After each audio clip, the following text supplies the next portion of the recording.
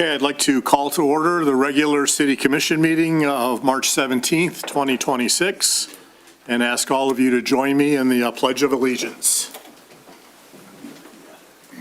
I pledge allegiance to the flag of the United States of America and to the republic for which it stands, one nation, under God, indivisible, with liberty and justice for all. Thank you.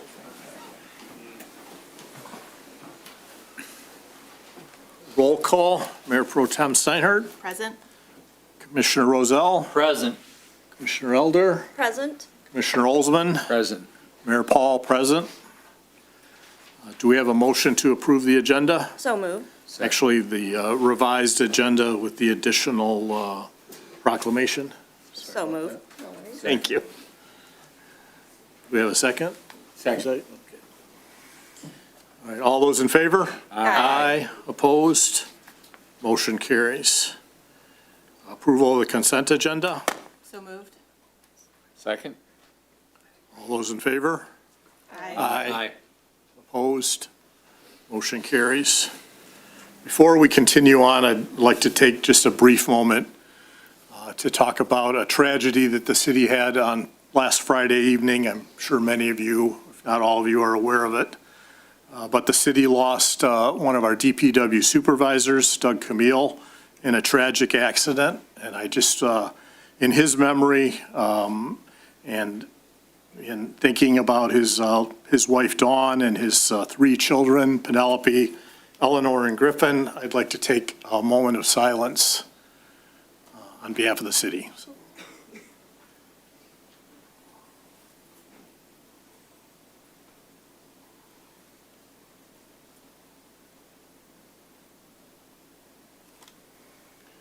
Okay, thank you very much.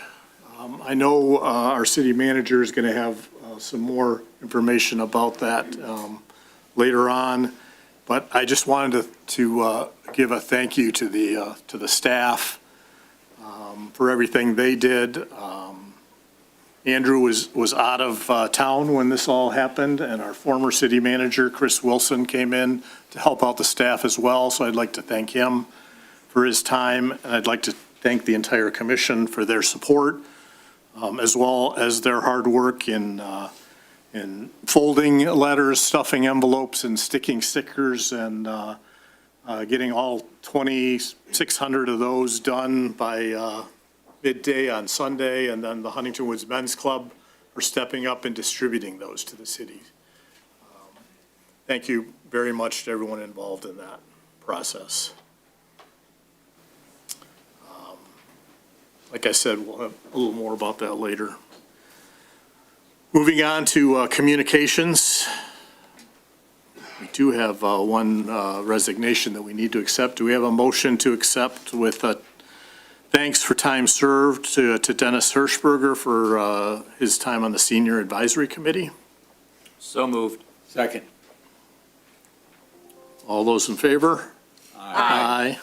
Opposed, motion carries. Elected officials. I think unless I'm missing, I don't see any elected officials in the room, so we're going to move on to proclamations. We have two proclamations this evening. First one is a proclamation of the City of Huntington Woods recognizing April 26th, 2026 as Arbor Day, and April 22nd, 2026 as Earth Day in the City of Huntington Woods. Whereas Arbor Day began in the state of Nebraska in 1872 and is now observed annually in April throughout the world, the United States, and the city of Huntington Woods. Whereas trees are an important part of any Earth Day celebration observed annually on the last Friday in April. Whereas the city of Huntington Woods, a Tree City USA recipient for 40 years, celebrates Arbor Day by planting new trees on city right-of-ways and in city parks and common areas. Whereas trees in our city play an important role in enhancing property values, and whereas trees can reduce the erosion of topsoil, cut energy costs, moderate temperatures, clean the air, produce life-giving oxygen, and provide habitat for wildlife. Whereas although a renewable resource, hundreds of trees have been saved through the city's successful program of paper recycling and the use of recycled paper products throughout the city. Now therefore be it resolved, the City of Huntington Woods does proclaim April 22nd, 2026 as Earth Day and April 26th, 2026 as Arbor Day in the City of Huntington Woods, and urges all residents to join the celebration by supporting the city's urban forestry program by planting, nurturing, and protecting trees on both public and private property for the betterment of our community. Proclaimed at the regular City Commission meeting on March 17th, 2026. Our second proclamation is declaring April as Arab American Heritage Month. Whereas for over a century, Arab Americans have been making valuable contributions to virtually every aspect of American society, including medicine, law, business, education, technology, government, military service, and culture. And whereas since migrating to America, people of Arab descent have shared their rich culture and traditions with neighbors and friends, while also serving as model citizens and public servants. Whereas Arab Americans hold resilient family values, strong work ethic, dedication to education, and diversity in faith and creed, all of which have strengthened our republic. And whereas Arab Americans have enriched our society by embodying the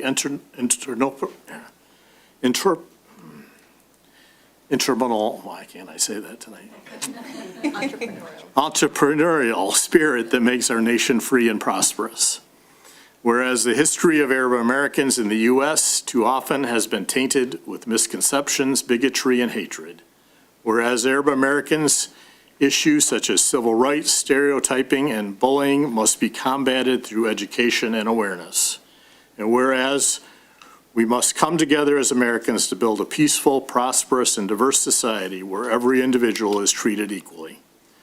Whereas we join with the Arab American Foundation to celebrate the Arab American community. Now, therefore, I, Paul, Mayor of the City of Huntington Woods, do hereby proclaim April as Arab American Heritage Month in Huntington Woods.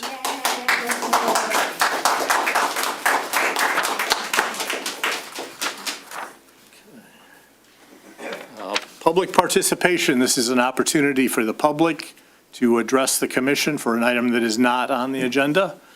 If you have something, please come forward to the podium.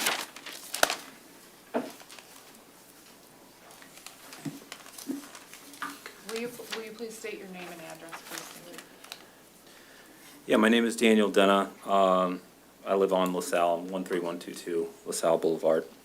And I'm urging the City Commission to implement policies and training to limit DPS cooperation with immigration authorities to only where legally required, in particular not for traffic offenses.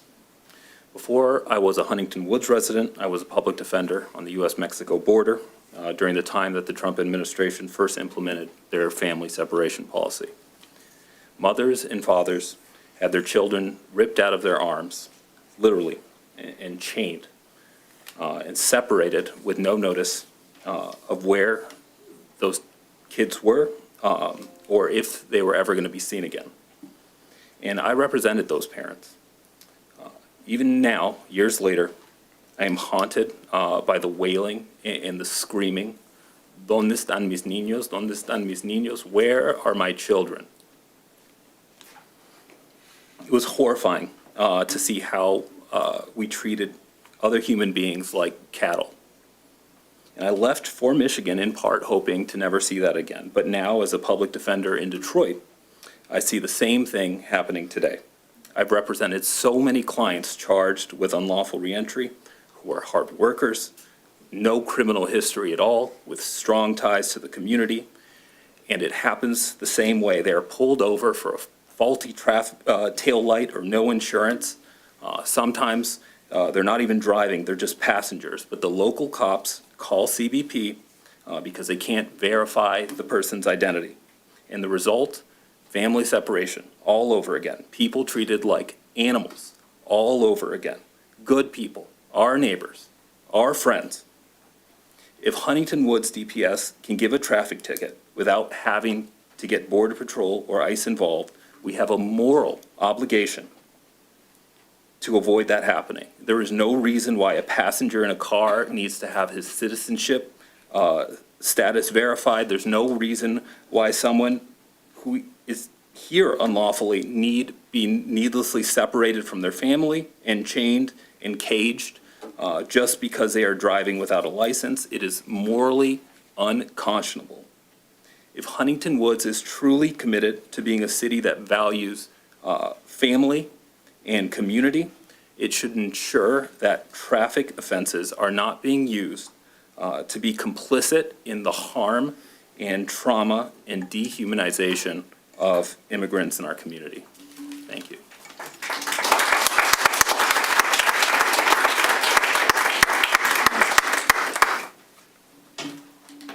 Good evening, Ellie Moscow, 8376 Huntington Road. Before I begin, I want to express my deepest condolences to the family, friends, and colleagues of Doug Camille. May his memory be a blessing to all who knew and loved him. I'm here this evening first to recognize and appreciate that serving on this governing body takes time, energy, and sacrifice. At the same time, I must express frustration and disappointment with members who fail to respond to resident communications. When residents take time out of their day to share concerns, the bare minimum of respect is to acknowledge and respond to the people you are elected to serve. Second, I want to address a November 17th traffic stop that escalated into a CBP detention. Following that stop, several community members and I contacted city leadership seeking clarity and ultimately filed a Freedom of Information Act request to gain fuller and more complete picture of what transpired. Our intent has always been to understand, not to accuse, to identify where our city's policies and practices may fall short and how we can improve. Based on the FOIA response and on examples from communities around the country that are limiting local involvement in immigration enforcement and protecting residents and guests from unlawful conduct by immigration officials, we have several recommendations for you to consider. We are asking city leadership to host a town hall, a study session, or at the very least, a focused meeting with informed and concerned residents to begin planning changes in ordinance and policy. The goal is not simply to offer reassuring words, but to put those words into action and create space for residents and this commission to work together in real collaboration. Briefly, our recommendations are to clarify officers' authority and limits when interacting with immigration authorities and require a judicial warrant signed by a judge and reviewed by city administration before any contact, detention, or transfer with, for, or to immigration authorities occurs. Protect residents, guests, and community spaces from unlawful arrests, detentions, entry onto private property and sensitive locations such as schools, churches, polling places, community centers, and libraries, and recognize how immigration enforcement can erode trust and deter crime reporting. Safeguard constitutional and civil rights through fair and impartial policing. Finalize and implement the limited English proficiency plan. Prohibit heightened scrutiny based on foreign identification or language, and ensuring meaningful language access.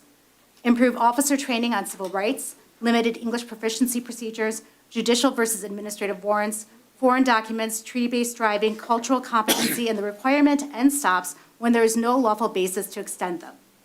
Strengthen oversight, transparency, and accountability through clear roles for public safety and city manager, values-based leadership selection, regular audits and reporting, and public access to policies and training materials. As we talk about changes, it is equally important to recognize the vital work of our public safety officers, responding to emergencies, building relationships, and handling difficult situations on our behalf. These recommendations are meant to help officers navigate a highly complex and nuanced area of law with clearer guidance and greater community trust so they can provide safety, reassurance, and protection of civil rights. I urge you to commit tonight to convening this conversation and taking up these recommendations in a formal public process. Our community deserves both safety and dignity. We can achieve both if this governing body is willing to listen, respond, and work with residents and public safety to make these improvements together. Thank you.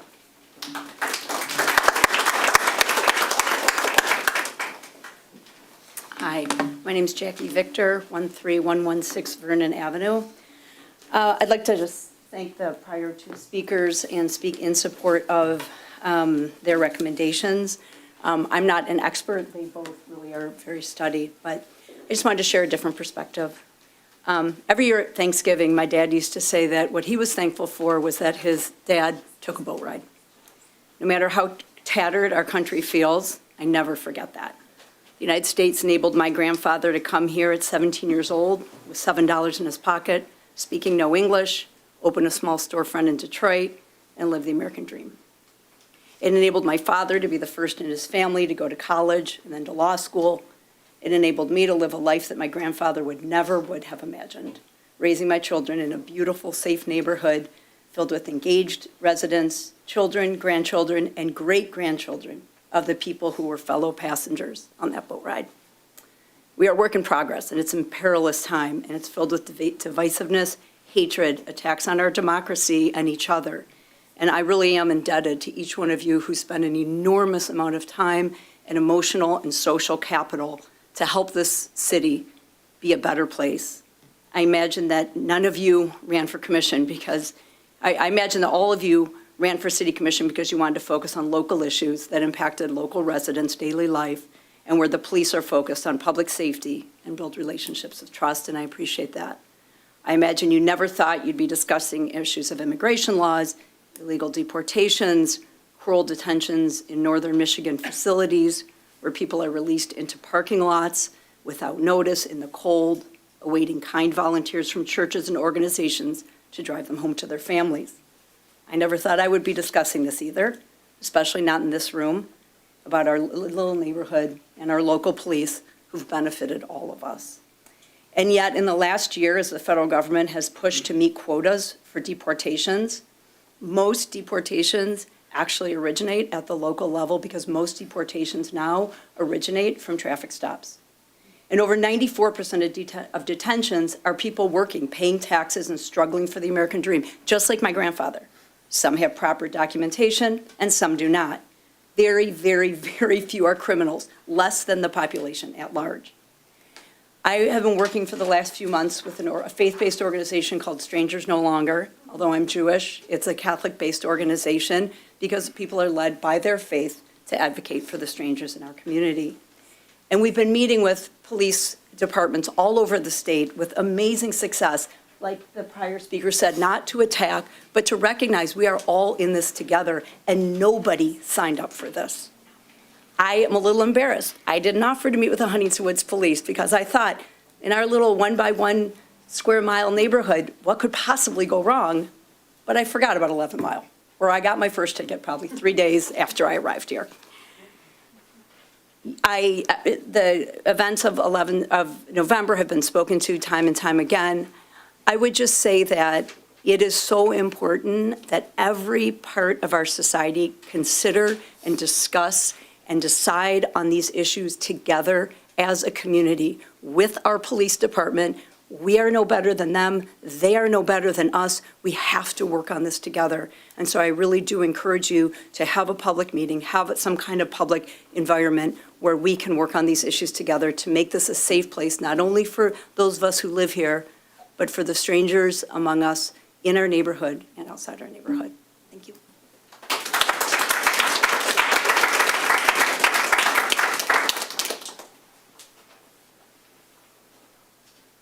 Good evening. Got two main points I want to make. My name's Eric Mann. I live at 13135 Nadine, and I grew up at 10454 Kingston. So the first point is, in Michigan, passengers in a situation of a traffic stop have no legal duty to provide identification with a couple of exceptions.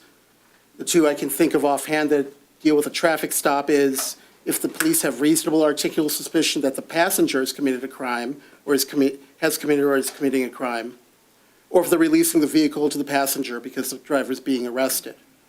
Like I said, there may be others. Those are the two that I can think of that are pertinent to traffic stops. But in the case of the aforementioned traffic stop, communication was not possible it was not possible, then there's a moot point because any identification is still voluntary. In reality, the only reason why an officer can legally demand ID is if the officer has reasonable articulable suspicion that anyone has committed or is in the process of committing a crime. Being in a vehicle where the driver is being arrested still does not rise to that level. Of course, officers may ask for ID, but passengers are not obligated to produce it unless they are detained based, again, on reasonable articulable suspicion. While police may order passengers out of the car for officer safety, purposes, as per Pennsylvania v. Mims, 1977, this does not automatically equate a requirement to produce identification. This speaks to a broader issue with police using tactics to obtain ID from passengers, including lying, which is legal as per Frazier v. Cupp, 1969, to them about needing to produce an identification, or allusions to potential legal consequences for not producing identification. I'm not saying that the officer in question did this. I haven't seen the body footage. These are just examples of what things that police do. I would honestly like to see our city adopt a policy for its police that requires them to ask for identification in any situation where it's not legally required in a way that does not make someone think they could get in trouble if they choose not to provide it. Something as simple as, would you like to provide your identification? There's no legal penalty for not doing so, is all the language would have to be. Some would argue that civil rights violations during a traffic stop are best dealt with in court, but in reality, most people do not have the resources to sue for these violations. And most prosecutors are loath to go after police that violate civil rights under Title 18 U.S. Code Section 242, which makes it an actual crime to violate civil rights under the color of law. In the case of the mentioned traffic stop, these people have never gotten the opportunity for legal remedy had their civil rights been violated. By adopting a strict and specific policy about how police can interact with a passenger during a traffic stop, we will be a leader in proactively protecting people's civil rights who have an interaction with our police. The second one, it's a lot shorter, I promise, is about our police working for ICE. The moment the officer detained these people, they were no longer enforcing a law that they were deputized to enforce. Immigration issues are, and have always been, since 1789, a purview of our federal government. Local law enforcement has no legal duty to enforce federal immigration laws. And when they are doing that, they're at least temporarily no longer working for our municipality. They're donating their time to the federal government. I, for one, don't want to see the tax dollars I pay to support our city being spent to do the federal government's job. They get enough.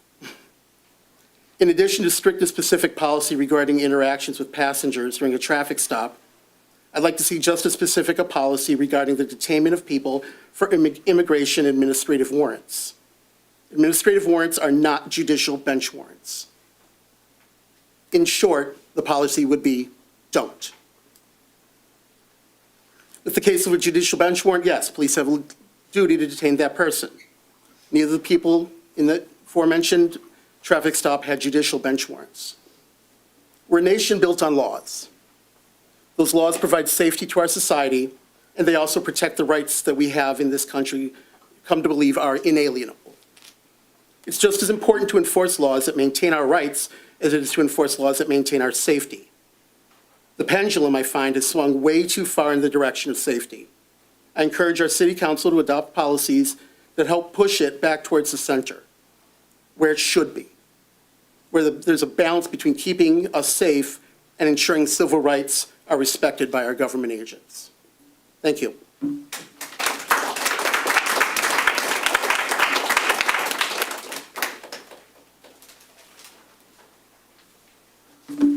Good evening. My name is Marie Defer. I live at 13307 Talbot Avenue.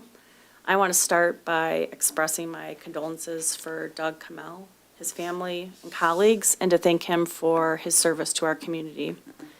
I'm also here to ask the city to develop policies and an ordinance that limits cooperation with immigration authorities. Public Safety held 2 individuals for Border Patrol on November 17th, 2025. I watched the traffic footage, or the body cam footage. At the traffic stop, Border Patrol told Public Safety that Border Patrol had nothing on the passenger, but they'll take the driver and the passenger as a quote package. Public Safety then did not permit the passenger to leave. While the city does not have a Section 287G agreement, it is clear from the footage of the stop that the city cooperated, and unilaterally sought out Border Patrol, even though the city was not required to do so by law. Public Safety is tasked with enforcing motor vehicle and criminal laws. Public Safety should not be acting as an extension of Border Patrol and should not be enforcing federal civil laws. History and facts show that cities can engage in behavior consistent with the Section 287G agreement despite not having a formal agreement. And that is why Huntington Woods needs clear policies and an ordinance. In the past month, I've attempted to see what public safety general orders and ordinances Huntington Woods has on cooperation with federal agencies, and what the policies are on public safety interactions with non-English speakers and non-citizens. There are no ordinances I could find. Public safety has 3 general orders published online, none of which address how our officers should have or should not have communicated and assisted Border Patrol on November 17th. So tonight, as previous speakers have asked, I'm asking for the City Commission to do 2 things. Please, hold a public engagement forum to discuss this issue. And 2, please develop policies and an ordinance that limits cooperation with immigration authorities that protects residents' civil and constitutional rights. Thank you.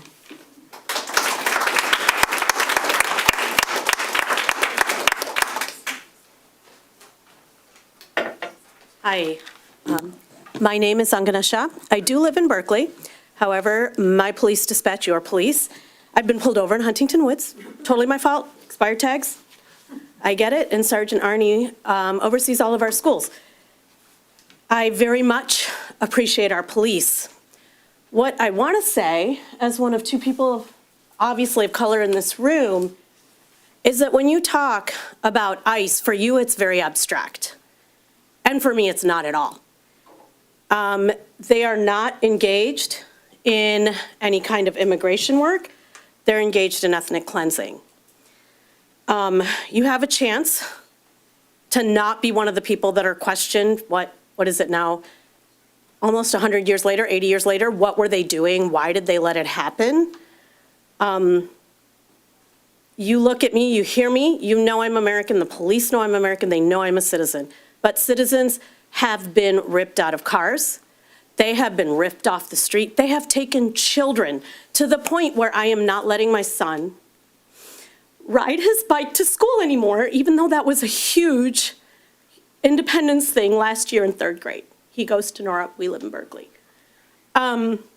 This should not be okay with you. I just let him go to Hurley Field. My thought was, yeah, he's with white friends. That should not be okay with you. You should not be thinking of the law enforcement implications. You should be thinking of your residents. We are not less American than any one of you. You should be looking at how to prevent what they're doing, not how to cater to them, not how to satisfy them. The legalities have already been discussed. But if the mention of race makes you shut down, as I see many of you looked down, then you cannot solve this problem. And you will have a much bigger problem when there is the 1 or 2 people of color taken from here, put in a concentration camp, which is what they're building, with no bathrooms, no food, no contact with family. Then you will, if you simply just say, no, that's our resident, do you have a warrant? Is there a reason for this? We know they're a citizen. Why are you, as immigration authorities, taking action here if you don't stand up to them when they try to just assault people at school dismissal? And none of that has happened. I'm saying all of this because you have a chance to stop it. They're looking for the easy target. I don't see why Huntington Woods, an affluent, educated community, has to do that.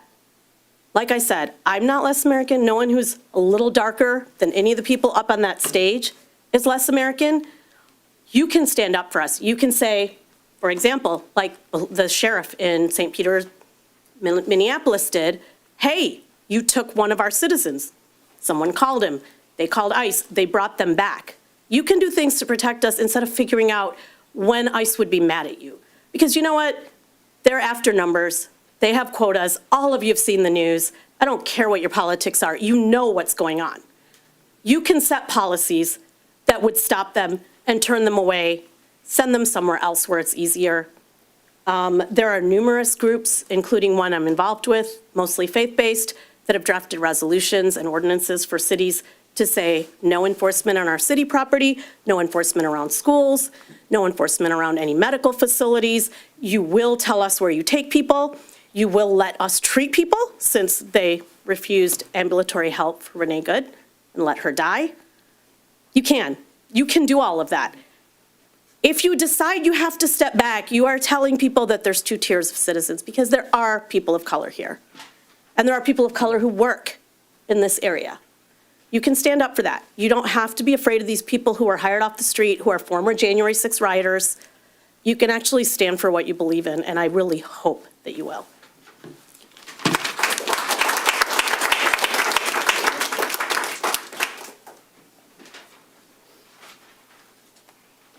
Good evening, Sid Carden, 13307 Vernon.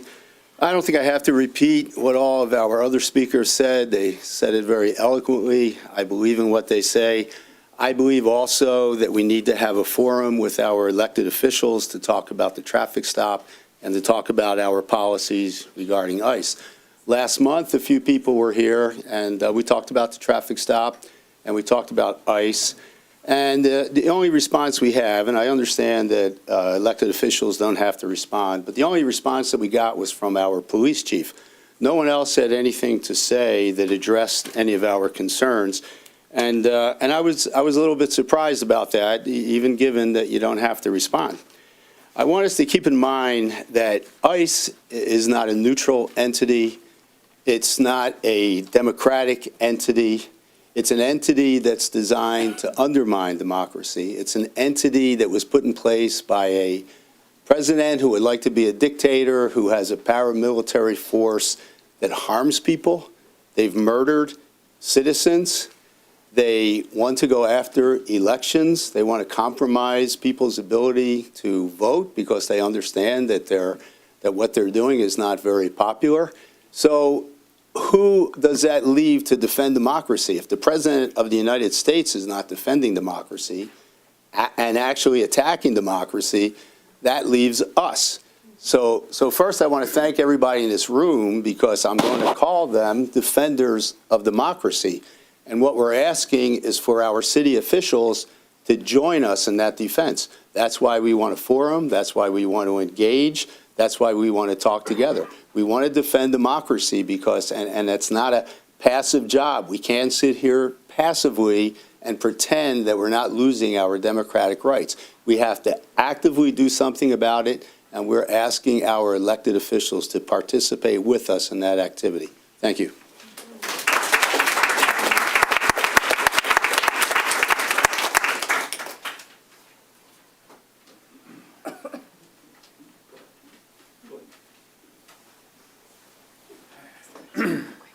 Evening, folks. My name is Evan Major. I live on Elgin. Newer resident to town. We have a young family. We've been here about 2.5 years. Before moving here, have heard, from overwhelming amount of friends and colleagues in the area, what a welcoming place Huntington Woods is, what a family-centered place Huntington Woods is. We have overwhelmingly found that to be true in the interactions and the culture of the neighborhood.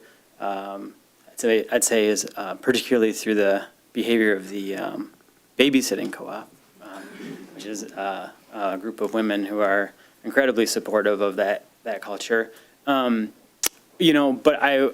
I'd be remiss if I didn't mention, I haven't seen, outside of some events of the Anti-Racism Committee, a explicit culture from the government or practice of that welcoming spirit. And I'd say what, from my perspective, has been, and after watching the last council meeting, seems like a reluctance to engage with what is a dire, critical human rights, civil rights issue of our lifetimes. And I don't understand why there hasn't been movement on it to this point. I hope you take into consideration the testimony of the folks who have already shared both personal and professional experiences and recommendations. Before living here, I had the privilege of being part of forming the largest statewide immigrant civil rights organization we have in Michigan. I also served for 9 years as an elected official in the densest immigrant community in the state, in Hamtramck. And I can tell you, as has been mentioned, the perception and the reality of what ICE is and what it is doing now isn't new for so many people. I have watched them violate their own policies about pursuing people to schools, to churches. I've been inside of homes with families who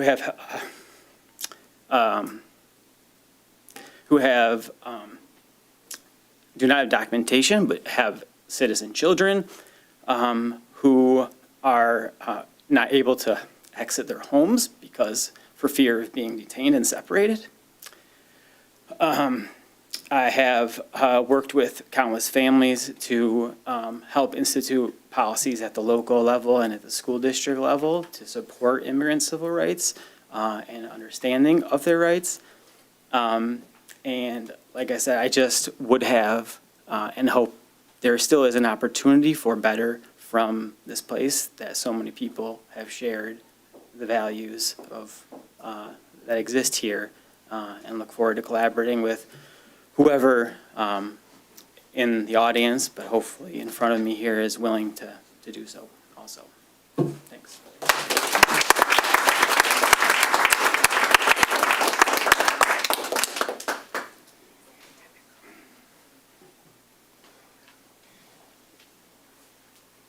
Good evening, everyone. Rob Hurley, 10514 Borgman, longtime city resident, friend of, I hope to say, every single person up here on the panel. I have no political comment. I just wanted to share what I think is a defining issue in our city, which is, again, we lost our friend Doug right down the street in a freak accident. Completely random. Was doing his job. It was after hours, all of that. I grieve for Chief's crew that were first responders and everyone involved and his family. But I'm here to laud what I think is a heart of our city, which is the immediate response that started with, I had a few moments to talk with Joe last night. I got an email, I believe Saturday late or Sunday late, from the men's club saying, we're putting the press release out to the city, and we need people to man the catalog routes, like right now. And Joe said there was a large crew of people stuffing, printing, et cetera, the envelope. I think 95% of them have been delivered to 2,600 houses in the city. And the GoFundMe page, which I think they were hoping to get $30,000, is over $200,000. So, again, many people have political views. I bring none of mine up here tonight. As our friend Heidi knows, myself and my wife works as election inspectors, which gives me an opportunity for a tangent. I'm Irish, so give me a break today. On the incredible improvement of City Hall here, this is the first time I've been here since this has happened. Yay, nice. But I just wanted to finish by saying a lot of what life is not, it's how you respond to something awful. And I just want to laud the city, our volunteers, our friends, for our response to this very unfortunate thing. You know, I could say more, but I'll leave it at that. So thank you, everyone.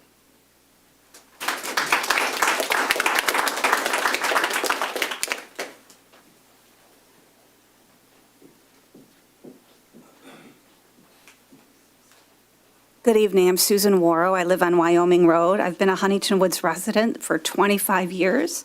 I do want to wish everyone a happy St. Patrick's Day. I see a lot of green around the room. How wonderful that we live in a country where an immigrant group that used to be ostracized and discriminated against is now celebrated. I'm not even Irish, but I love this holiday, and I love Ireland. Back before we celebrated as a whole country, Irish people were treated terribly. No dogs are Irish was seen on signs. Irish need not apply.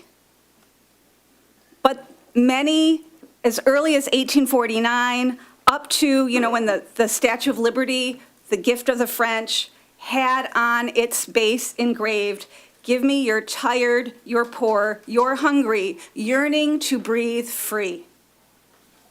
And I want to thank you for your awareness and your recognition of Arab American Month in April. I think that's another sign of us moving forward and really being inclusive of this quilt of what makes America America, the multicultural quilt that we create. And this is not the experience of people of color who speak Spanish right now in America.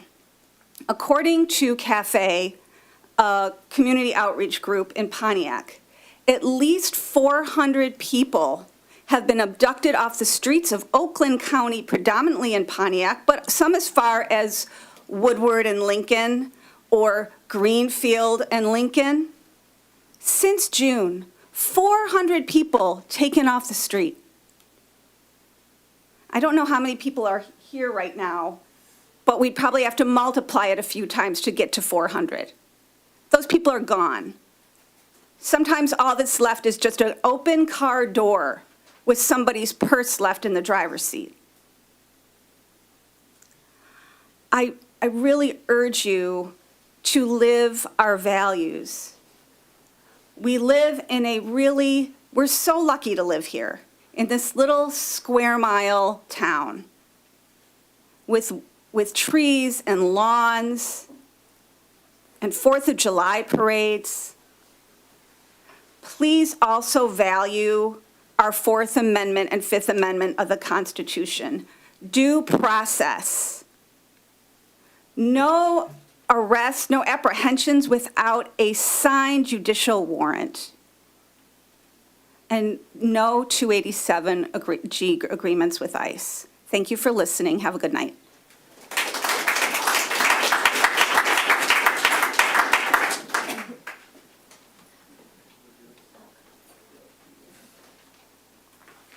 Hi, guys. Lori Lisi, 13110 Hart. Hello again. I know you guys are getting tired of me. I honestly was not sure what to say tonight, so I did what I often do in such circumstances, and I baked cookies. And they're outside if anybody would like to have some. They're in the vestibule. Please eat a lot. You have heard in previous meetings why I think the city needs to develop policies or ordinances regarding interactions with ICE or CBP. I have been told by city staff that the only policy needed is that Huntington Woods Public Safety follows all local, state, and federal laws. That broad general guidance is insufficient in these extraordinary times. We are living in a time where what is a federal law and what is a federal administrative policy often conflict and are irreconcilable. We are living in a time where federal officers often ignore the constitutional rights of both immigrants and citizens. Local government staff and especially local law enforcement need help when they are in the office or on the streets trying to navigate the conflicts between their duty to protect the public and uphold the Constitution and their heretofore perceived duty to cooperate or assist federal agents. It is unfair to leave them without more clear guidance. I will not reiterate the policies that Ellie Moscow spoke about and that have been proposed and that you guys have received in an email, except I do want to highlight one.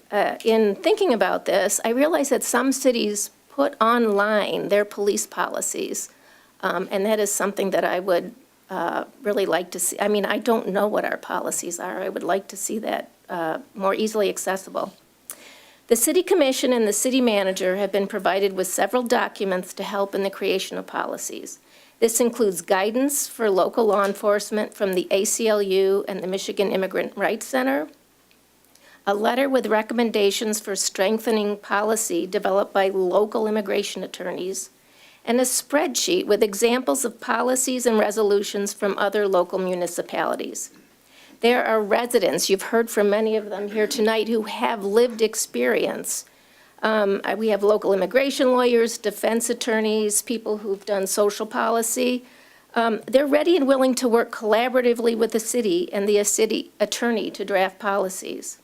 Please use these resources, either by providing a forum that allows dialogue with residents, or in the alternative, by allowing a small group of resident representatives to participate in the creation of such policies.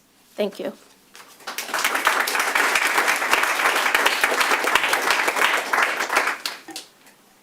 Hello, my name is Michael Lisi. I'm married to Lori.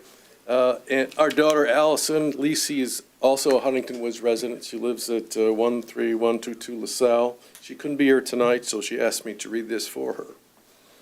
Excuse me. My name is Allison Lisi. I live on LaSalle in Huntington Woods. I am a nonprofit immigration attorney. I represent non-citizen survivors of domestic violence, sexual assault, and human trafficking. I've been doing this work for 10 years, and my clients are terrified to call the police for help, especially now. They are terrified that instead of helping them to escape their abusers, the police are going to report them to immigration. And unfortunately, their abusers take advantage of this fear, telling my clients that they've got no escape, that if they call the police, they will be arrested, deported, and separated forever from their children, etc. So all too often, my clients continue to live in fear and in the shadows, subjected to horrible abuse and trauma. If the main priority of the Huntington Woods Department of Public Safety is in fact public safety, then it is imperative that we have a clear policy limiting the department's cooperation with DHS, including ICE and CBP. The policy needs to be formal, written, and we need to extensively train our officers on the implementation of the policy. We need to make it abundantly clear to our residents and neighbors that we will not cooperate with ICE or CBP or contact ICE CBP unless the law requires we do so. Immigration enforcement is not the job of our local public safety department. We need to make sure everyone, regardless of their skin color, nationality, language, or immigration status, feels safe and secure in contacting public safety for help.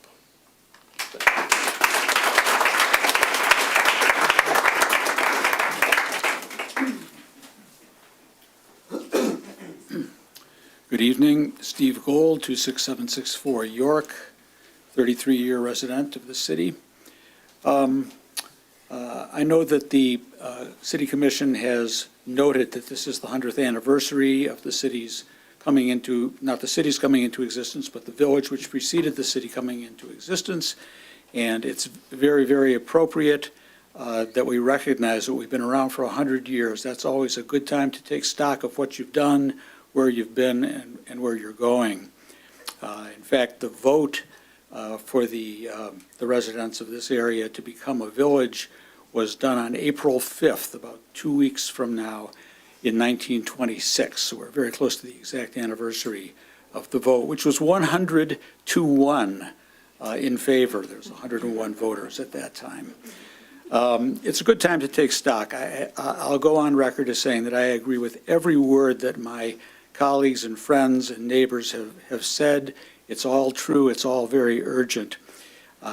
In the past, the city has said many times and in many ways that the fact that our Department of Public Safety is certified by CALEA, the Commission on Accreditation of Law Enforcement Agencies, is an assurance that we are first rate in every way. And in fact, CALEA certification is a rare and precious commodity, and we should all be very proud of our DPS for achieving that goal.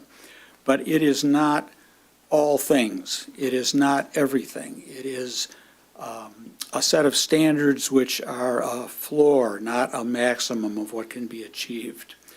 And in a report that I presented to the commission several years ago, I noted that, and I noted that many communities have police citizen advisory commissions or advisory committees. They're common. Most of the local communities have them. We do not.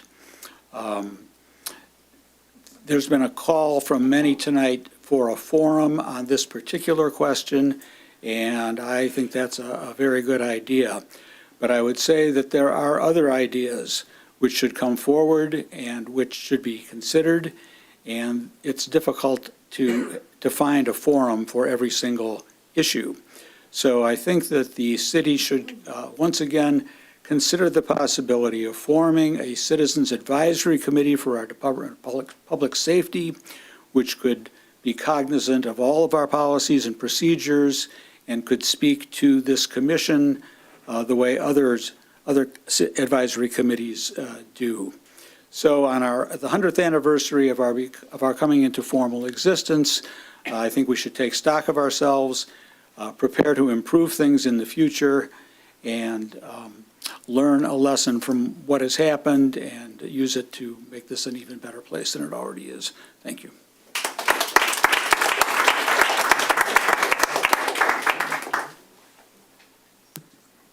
Good evening.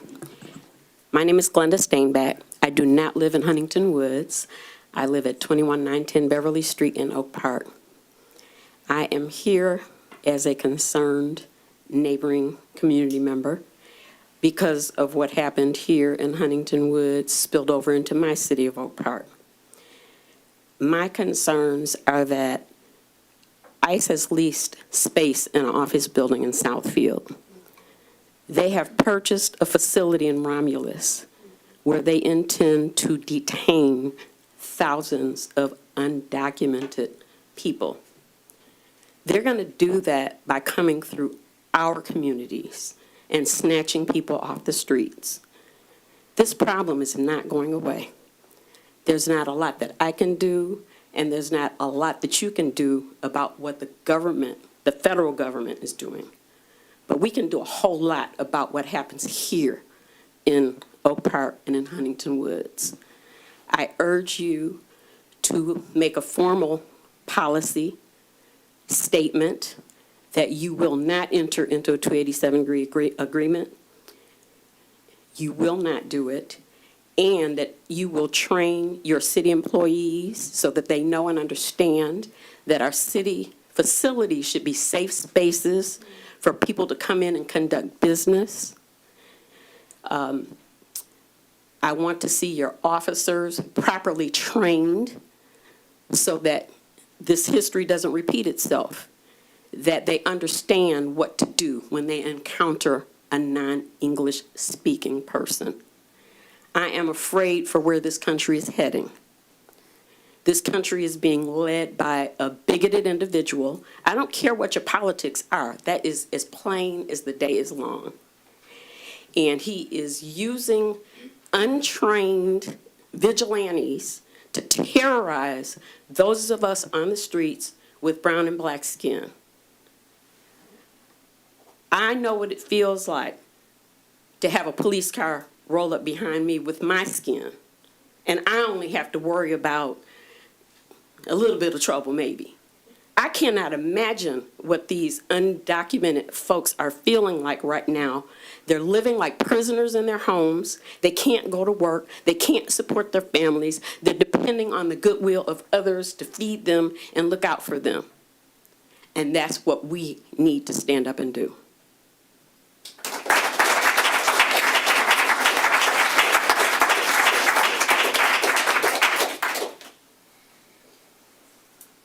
Hi, my name's Erica Just. I live at 26074 Dundee, which I said wrong for like the whole first year I lived here. I agree with a lot of things that have happened tonight. This to me is really personal. I've heard it said that the commission thinks that the citizens don't think this is a big issue. It's a big issue. My mom has been a citizen of the United States her whole life. My sister has too. Neither of them leave their houses without their passport cards now. My mom speaks with a thick accent and buys things at Latino markets in Pontiac. I don't blame her. I don't go outside of Huntington Woods without my documentation. My patients won't come see me because they stay home, because they live in a community that has, I don't know if formally entered into an agreement, but has at least informally entered into an agreement. And so my patients who live in Pontiac and Waterford have been picked up. I also have patients whose health is in horrible shape right now because their spouses have been picked up and they are way beyond stressed. Our revenue is down. This is what happens when people won't leave their houses. It's unsafe. It fractures community. It gets to the cohesion of what makes our community's fabric so important, the babysitting co-op and everything else. Because when you stop being able to function as a community, you have nothing left. I didn't watch the body cam footage. I couldn't do it. I did read the transcript from the November 17th stop. I was deeply troubled by a lot of what I read. One thing I had real questions about was, does the city issue our public safety officers telephones? Or were the photographs taken of the driver and the passenger done on private phones without their consent and then sent to Border Patrol? Because that seems like a lawsuit that we would not win. It's an invasion of privacy.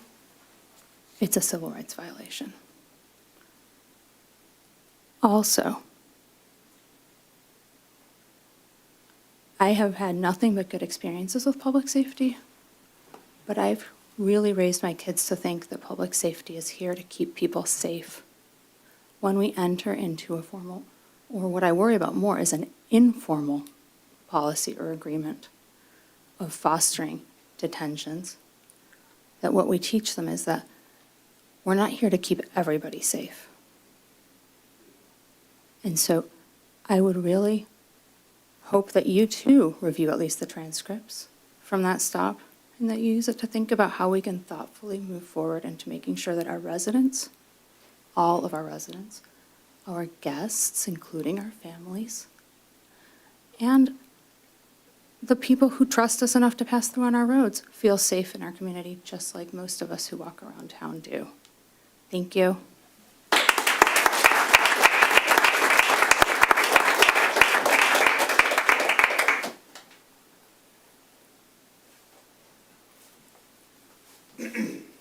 Good evening.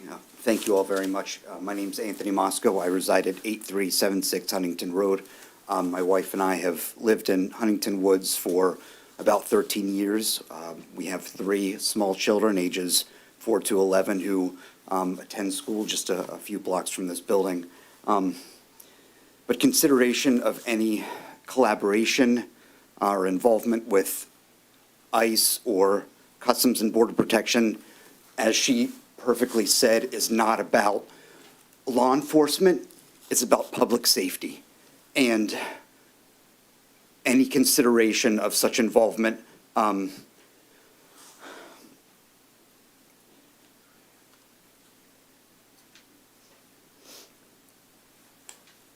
we can't trust the Department of Homeland Security, particularly this iteration, to carry out any activity consistent with basic human civil rights and our own rights as individuals. I therefore urge the officials and the public servants of the city, any adoption or consideration of any policy, that you please do so with transparency, with care, in consideration of the basic human rights of all individuals. Thank you very much.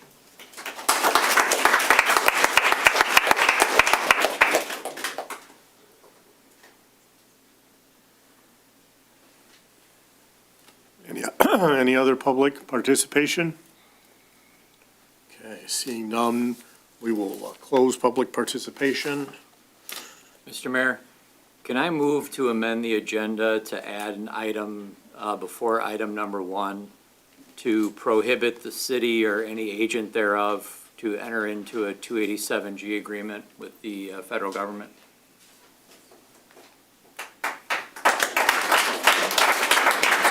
Agenda in the middle of the meeting. I mean, if the commission wishes to amend the agenda, it can through a normal vote. Okay, do we have a second? Second. Okay, all those in favor? Aye. Aye. Opposed? Motion carries. All right. So, Mr. Mayor, I requested the item based on, a lot of feedback from folks tonight. And I think that although we don't have that agreement in place, I just want to make it clear through a motion and action, formal action of this governing body, that the mayor, the commission, the city manager, no agent acting on behalf of the city shall enter into any 287G agreement with the federal government. And that's my motion. Do we have a second? Second. Mr. Mayor, just to be clearer to the maker of the motions, this would be in the form of a resolution. That's essentially correct. A council resolution. That's Okay, correct. thank you. Yes. That wording's accepted. Yes. Thank you. All right. Any public comment?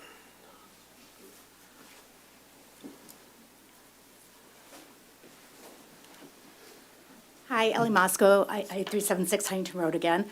I appreciate the sentiment of not entering into a 287G agreement, and that's a great start, but that's a start. That is a bare minimum. Just because you're not in a formal 287G agreement does not mean you cannot engage in the behaviors that we are describing, and we are asking this commission to address publicly through a process in collaboration with the residents of this community. Thank you.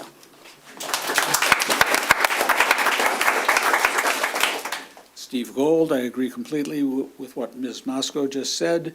The city needs written policy and procedure. The negative of not being in the 287G is a good start, but the city needs an affirmative policy and procedure, which its DPS officers would be trained in, so that that we're not just not cooperating, we are affirmatively respecting the human rights of all people and all of the, I'm sorry, I'm getting emotional. I think it's insufficient merely not to engage in a 287G agreement. I think we also need to have written policy and procedure, which the DPS officers will be trained to, so that we're sure that, just like every other procedure that they engage in, they're doing the right thing at all times. We shouldn't leave them out there on their own, making their own decisions about what cooperation is, what reasonable is, and so on and so forth.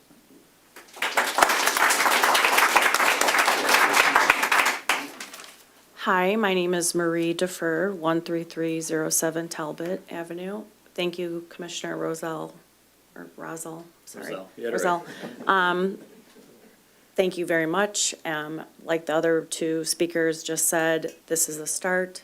We need clear general orders, and we need an ordinance to specify what our public safety officers can and cannot do in regards to federal, civil, immigration, law enforcement. Thank you. I would ask that the motion on the table is to make a set of resolution that we do not enter into a 287G agreement. Please keep your comments to that. I'd appreciate it.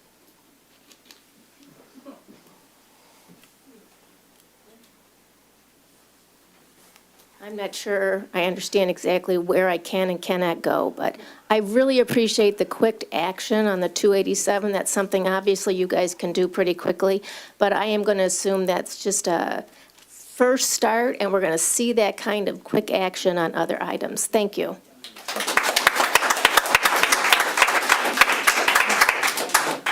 Just on that, I'm just going to say that you're not in this alone. Royal Oak had an incident. they had met with people, something happened anyway, it was a mistake, then they met with people who they'd met with before, the police, and they came up with a statement, a resolution, an apology. So there's a lot of different examples, and you'd be supported, but not only by this community, but many communities in coming up with actions.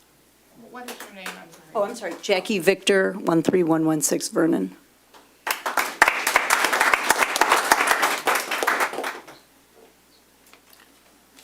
All right, any comments or questions from the commission? Mr. Yep. Mayor? Oh, go ahead. I was just going to say, yeah, Mr. Mayor, I brought that forward because it's something we can do immediately tonight, as Ms. Lisi indicated. It's something that we can take action on immediately, and then we can work with our city attorney and look at what other things we can do and can't do within the purview of our role as commissioners here in the city. So, I'm committed to a process. I'm committed to discussing with our city attorney sort of what next steps are and what lies ahead. But making sure that while we all have lanes to stay in, what we're doing is legal and enforceable. So I want to make sure that we engage with our attorney, and I feel that probably subsequent to that meeting, that process will begin. Thank you, Mr. Mayor.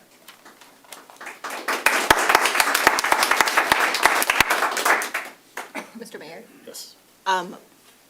Commissioner Roselle stole many of the words right out of my mouth. But as I look around the room of attorneys, and I see Judge Paolo Horowitz in the background, and recognizing, as Commissioner Roselle said, that there's lots of legal implications to whatever actions we take, whether it's an ordinance, a process, or a policy document for the Department of Public Safety. So again, similarly, look forward to further conversations with the city attorney, and support the idea of an opportunity for the city administration to have public dialogue with community members who are interested in what the next steps will be.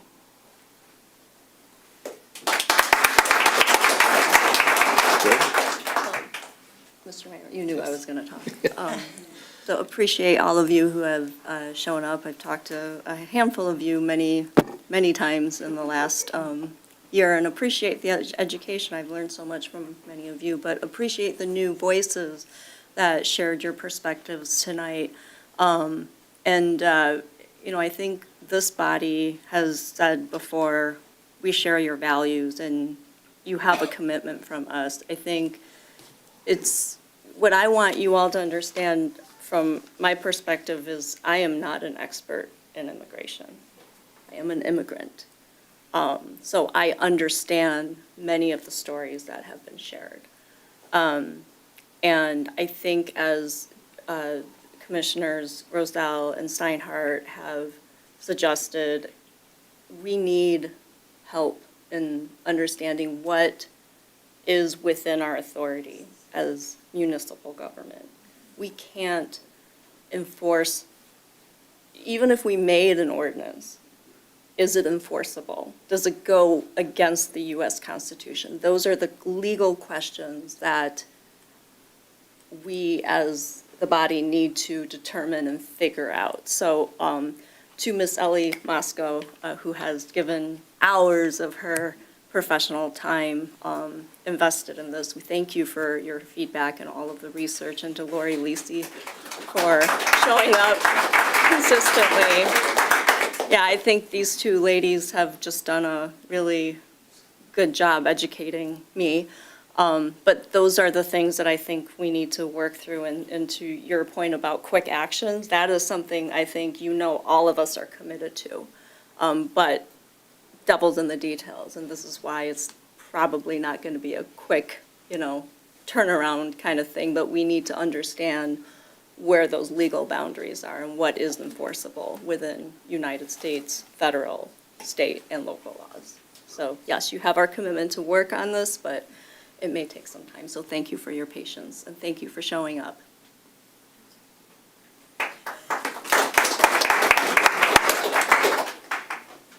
All those in favor? Aye. Opposed? Motion carries. Our first item of business is the presentation discussion on the review of the proposed August 2026 bond millage. Am I blocking you here? Do you want me to move? You're all good. You're all good. Okay. We also have another one over here, so Yeah. we should be good. We're going to turn it over to Amy. Thank you, Mr. Mayor and Commission, and all the residents and everybody here with us today. I'm not sure how I follow all of that, but hopefully I can. So we did want to follow up from our January meeting where we first introduced the August 2026 proposed bond millage for various different improvements across the city that we wanted to hopefully get approved in April to be on the ballot. But first and foremost, to kind of, to what we start off with today, our deepest condolences to Doug's family, and it has been a severe loss for all of us here, especially his family, his 3 kids, and I mean, all the people that he has impacted throughout his life. And so, do just want to reiterate that, and, our heart and deepest sympathy goes out to them.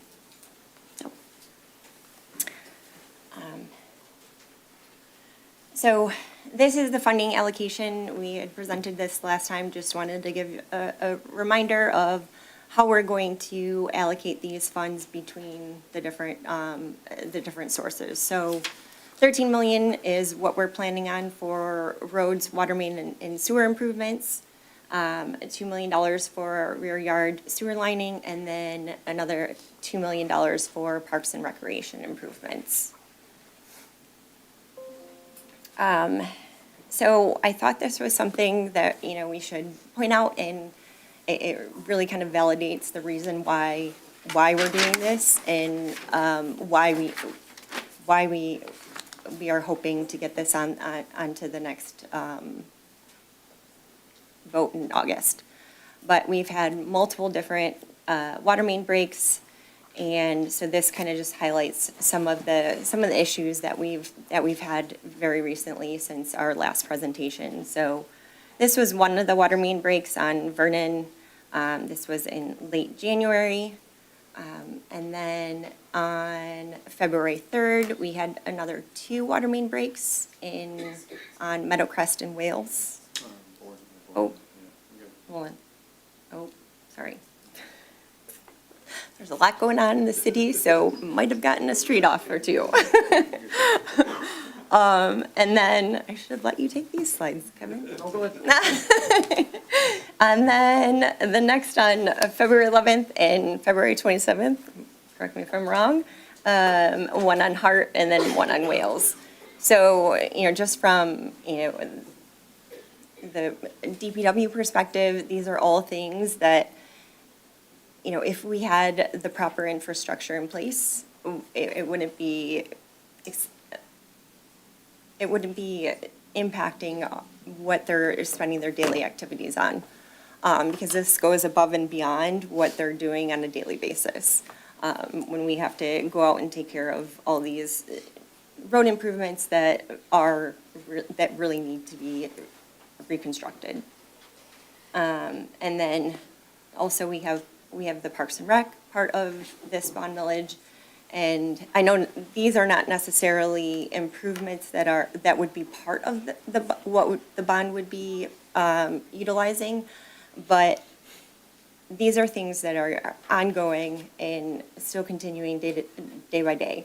This was just 1 or 2 things that happened in the last week where the roof was leaking. There was also probably, I think, last month, a leak in the women's locker room. There's been various different issues with the interior entrance doors, a lot of those that need to be replaced. And without getting additional bond funding, we won't be able to improve the parks. We won't be able to improve the roads. So, and/or, kind of, it takes away from the normal maintenance that we would need to utilize for things like this, the roof leaks and things like that. So because we're having to, day by day, deal with all of this and kind of maintain these issues, we're not able to kind of forward think and proceed with the larger enhancements and improvements that we need to do citywide. So kind of getting into each of those different elements a little bit, this was something also that we presented last time. I know it's probably a little small for everybody, but this is the map of all the city roads. The black is all the roads that have been reconstructed. All of the red lines are those that are initially, when we came here in January, were potential reconstruction projects for any of those that had a PASER rating of 1 through 4. Because those are kind of your really bad, they need to be redone.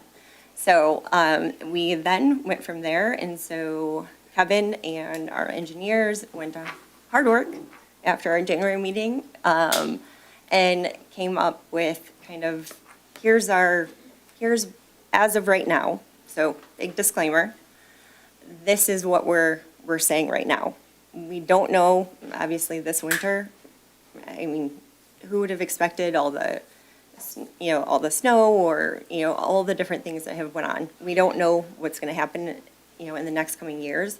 But based on the roads conditions right now, these are how it would be categorized and how we would stage it across the next 5 years for road construction with this bond getting approved. So 2027, Vernon between Henley and Scotia, Parkwood, Ludlow, North Terminal. I'm not going to bore you with all of the roads, but Kevin, I don't know if you want to talk a little bit about kind of your process or anything like that. Yeah, so we came up with this based off of what, what we're going for the bond proposal at the 13 mil. And we tried to pick roads based off of water main breaks, the conditions of the roads off the PASER report or study, and just to kind of come up with an idea of what roads can be done at that price. But these are all proposals that they can be changed. It all depends on how the roads continue to look, or if we get a winter where there's multiple main breaks on a different road, we may have to change this, but this is kind of what we came up with for right now for the proposal. Thank you. And so this was just something I wanted to point out because I know I've had a couple questions from whether it be around. And so previously with various our previous bond proposals, there wasn't as much of a deep analysis that was completed prior to the bond millage being approved. So I've had a question from a few different people of, okay, well, were all the roads that were stated in the various different previous bond villages was all that work completed? So seeing that all of this work wasn't done before, the actual decision on what roads were going to be done happened after the bond millage was approved.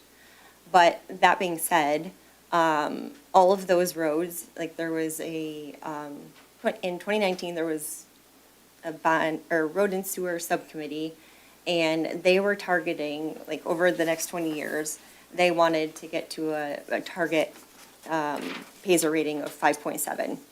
And then there was another study done, and in 2026, the goal was 6.0. And currently, we have exceeded that. So our current PASER rating average for all of our roads is 6.54. So all of the roads that were decided after each of the bond villages, those have all been completed, and we are now exceeding the average target that we were looking at. But that being said, that is kudos to our DPW and our engineers, but unfortunately, there is a lot of roads that still need to be repaired and are in bad shape. So in order to keep this average going, that is why we need the additional funding in order to keep the improvements going on our roads.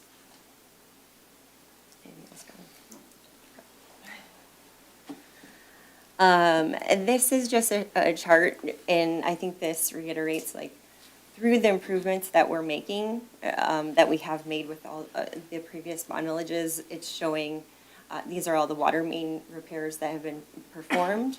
And as you can see, this goes back to 1976, because we do have all the information from back then.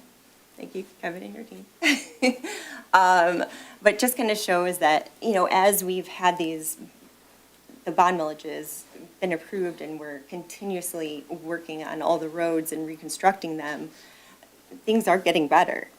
But, you know, this only lasts for so long. Some of the projects are, correct me if I'm wrong, because you've been here longer than I have. Some of them are total reconstruction, but some are also mill and fills. So, and so typically those mill and fills are really just kind of to get you by. Yeah. So, Well, they last long. Okay. Yeah. sorry, I'm not. I'm a finance person. Okay. And so here, oops, clearly I forgot to remove something on top. This chart is just showing, so the baseline at a little bit above 6.0, that is where we said our current average is, and then all of the roads that we have selected for the next 5 years of construction projects, that green line is where all of them fall. So all of those roads fall between like 3.3 and 4.7 points below what our average is on the roads that we've selected for the next 5 years. Then I just wanted to give, I know not everybody's a numbers person, so I wanted to give you some visuals. So these are some current pictures of our roads. The first one is Vernon between Scotia and Parkwood. The second one is Hart between Meadowcrest and Newport. And then after we've done some of our great reconstruction, you can see the third one, the first one in the after section is Scotia between Elgin and Lincoln, and then the last one is Meadowcrest between Elgin. Parks and Rec, so this was also from our last presentation, but our initial focus areas are just really focusing on pool sustainability, park accessibility and modernization, updating the amenities and infrastructure. You know, obviously our Parks and Rec facilities are heavily used by all of our community, and we want to make sure that they're accessible and can be utilized. So there's many different things that are in store. I know Melissa and I are in a lot of contact in order to kind of get a head start on all of the master plan that was just approved, as well as trying to see what we can do, you know, within this fiscal year, just to, you know, maintain some of the Parks and Rec assets, but then also hopefully plan for future improvements, which we do have some renderings. These are not our parks, so please note. But these are just things that, you know, it would be nice to have if we can obtain this bond millage and put assets and money towards our parks that really, really need it. Also showed this last time, but just wanted a reminder of kind of what our schedule has been like and where we've been. You know, obviously this started way back before my time in August, but we're here now with our second presentation, and then next month in April, we'll be here to vote on this going on the ballot for August. Showed this again last time, but just wanted to include this. But this has been all of the bonds that we've had currently, and what the millage rate is for each of those, and how they have kind of stacked and compiled across the way. But as status quo, this would be, you know, from current year, how our millage rate would be without adding any new bond millage. But I worked with our bond advisors and had them put this together. So this now includes, because we would have two bond series that would be executed if this millage was passed. And that shows, and that wouldn't take effect until the 2027 property tax year. So that is where I have the blue star. The green star is where we are currently with the 2025 taxes. And then the red star, that actually represents, so that is the highest millage rate that we have had when we had all of our debt. And so that is higher than even what we would be at in 2027 if this bond millage was approved. So I just thought that was kind of a good visual representative of like what we're looking at. Because really, if we go back, 2020 is the highest the millage rate that we had for our bonds. And then we do have various different bond millages going off in, sorry, it is 2029 and then 2032. So, that is why you kind of see the trajectory going down from there. And this, it gives a little more detailed representation. What our bond advisors did is kind of broke each segment of bonds out separately and what that represented to our residents, whether that be annually or monthly. So for right now, with just the existing debt that we have, you are annually paying about, and again, this is based on a $300,000 taxable value home, you're paying about $924 from our debt millage. And then if this bond is approved, that will include our old debt and then our existing debt. So that annual amount would then go to $1,089. And then once the old debt rolls off, then the new debt would only be there, and that would represent about $603 annually.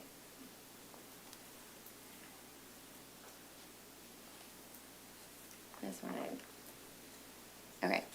I think this one would be more beneficial for residents, because what we did here is put in kind of the taxable values so that everybody could understand what that impact would be.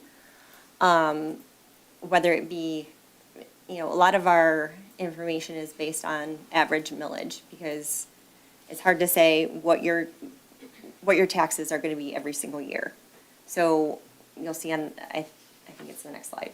Yeah, it is. We typically use the average millage from now to the end of the term for the new bond. And so, but this gives you, so the first year of the millage is going to be, I don't have a clicker, so where it says first year estimated millage, it says 2.01. So it's obviously the first year is going to be the highest millage rate for the bond. And then you can see we're utilizing average millage for kind of what everybody is going to be paying every year for this millage. And so you can see the impact. So, for a $250,000 home, average millage, the annual amount would be an increase of $484.28. For $300,000, it would be $581.13. So. You're talking about taxable value. Yeah, it's double. Yeah. Yeah, Yes, so the home value is double what you said. Yeah. Correct. I'm sorry, did I say? Yeah, you said value. So before. Oh, I meant taxable value. Yeah. Yes. Everything is It's a little- taxable value. It's, yeah. Yeah, so taxable value is all, sorry. $400,000. Yeah, so all of those are taxable values on there. Double.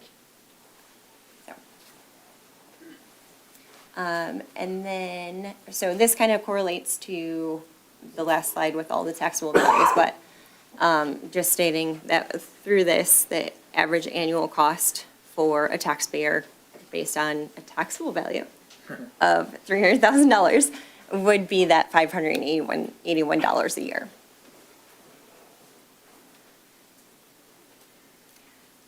And then I included this time, this is what our proposed ballot language would be for the August 4th ballot, which will come to commission next month. But just wanted to include this so everybody had it for the reference. And then we have just been trying, I want to thank everybody, Kevin, all your work with you and the engineers. You know, Melissa for all your work with me in Parks and Rec, as well as Ally in helping with communications. But we wanted to make sure, first and foremost, that all of our residents are informed in all the possible ways that we can do that.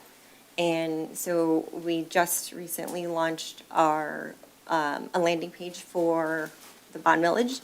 And so our, kind of our plan is to, you know, update this weekly with various different information for you guys. We also have a FAQ page, and then I think this is an older screenshot, but now we have links to our January presentation, and then obviously this one will be up there as well. So we do have a QR code for that. And then it's also on the, if you go to our website, there is a tile for the bond millage on there on the front page, so. But then also we've been working very hard, we want to make sure that you guys are informed and, you know, have all the information that you need. And we have been working very hard to try to make sure that we are getting everything out to you guys, whether that be through our website, social media, as well as our newsletters. And then, so there's a QR code up there. If you guys are not signed up for our newsletter, please do so, because I am putting together regular updates on there for not only this, but if you want to know anything about finance or treasury, it's out there too. But also in June, our bond advisors are getting us a tax payment calculator that will also be included on the website and the landing page. And then we're working through trying to figure out numerous different community outreach events, so there will be more to come on those. We're planning on putting together mailers here, getting the information together here very soon, but those will go out probably closer to July timeframe. We are planning on having a town hall at the library, probably in early June, and then just kind of building out our FAQs.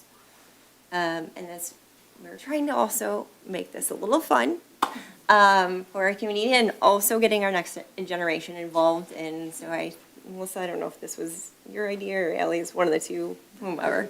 But we thought, you know, like having, you know, a coloring contest for all the kids. So that first picture, thank you, Kevin, that was actually a main break. And so AI, you know, thank you, AI, produced that coloring page for us. It's missing the book. Oh, well, sorry. And then, you know, so what we were thinking is, you know, just either, you know, putting this through some of the Parks and Rec programs with the kids, and then, you know, you can download these online, you can submit them at Parks and Rec, and then, you know, we would pick one, you know, and put it in our newsletter or on a website as like, here's the featured, you know, this was the winner of the week. Just to try to, you know, we want to get our community engaged, or the families engaged, and, you know, I know this isn't fun stuff, but trying to get it out there. So I think that kind of wraps everything up, but again, I just want to thank everybody who's helped us put all of this together. Obviously, Kevin from DPW. And Noah Confredos. Yes, Melissa and her team in Parks and Rec, Ellie. And you as well. And then our bond advisors from PFM, Miller Canfield, and then engineers from Noack and Frost. I might have said that wrong, but. All right, thank you. Any comment from the public? Can you go back Please. to the very, very first slide? Please come forward so everyone can hear you. Could you go back to the very first slide? Hold, please. Can you state your name, please? I'm sorry, my name's Eric Mann, 13135 Nadine. Probably not, no, probably the next one. One of the maps you can get. No, that one.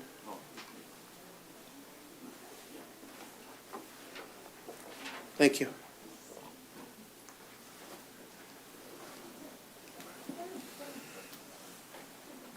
This is on the website, isn't it? Yes, it is. It's on the landing page. Just a question.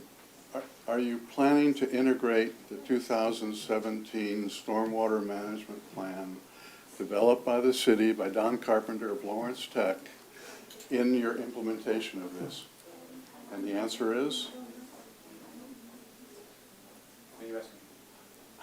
I'm asking if you're going to integrate into all of this work the 2017 Stormwater Management Plan developed for the city. Are you going to be implementing any of those recommendations? I'm sure we would look into it, yeah. Have you seen it? Have you looked at it already? Is that part of, No. is that part of the 2019? I rest my case. Oh. God.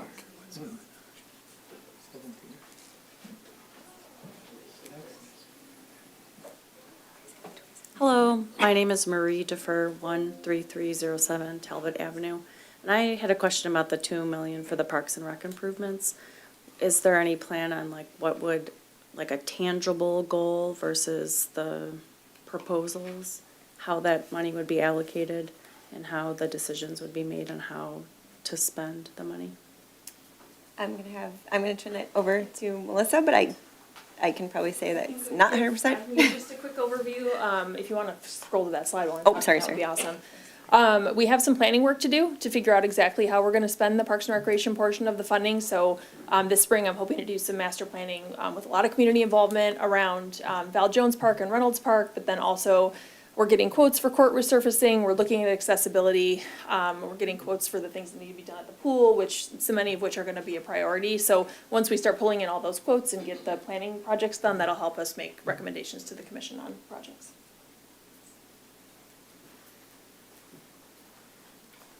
Comments or questions from the commission?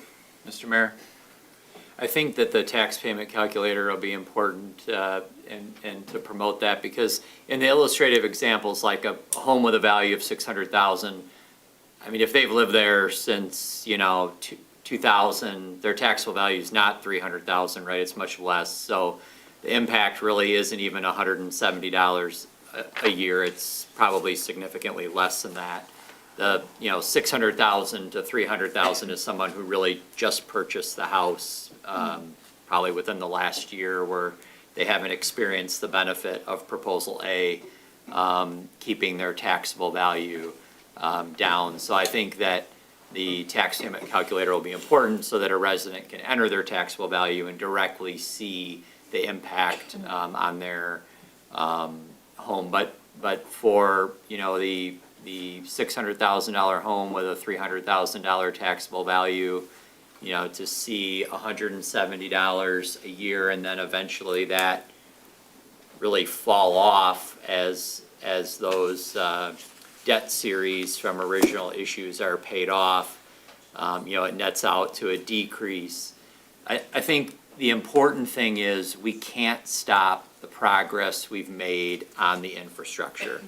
We, those of us sitting up here, inherited a situation where, the infrastructure, especially that was underground, that couldn't be seen, that wasn't sexy, it's sewer lines, it's water mains, it's not visible, was not really maintained. And we have, through, the benefit of our resident support, really been able to do a lot of those underground repairs, water mains, sewer lines, even, road work, major improvement in how our streets have looked over the last decade. So I don't want to see that progress stopped. And I think that this is a small increase for a short period of time in order to sort of keep that progress going. So I'm really pleased that we were able to stack the debt the way we did and have it falling off as we're able to bring new debt on and sort of keep some level of consistency to what, our residents are paying over the course of these improvements. So I appreciate what we've been able to do. Unfortunately, really what's hit us is the massive I-75 expansion that none of us wanted, drove up the price of materials and concrete. Now the 696 improvement that seems like it's never ending drove up the cost of materials. And so those of us in the local communities that are just trying to fix our local streets are caught, with higher costs because of these massive highway expansions that at least none of us here wanted in the south end.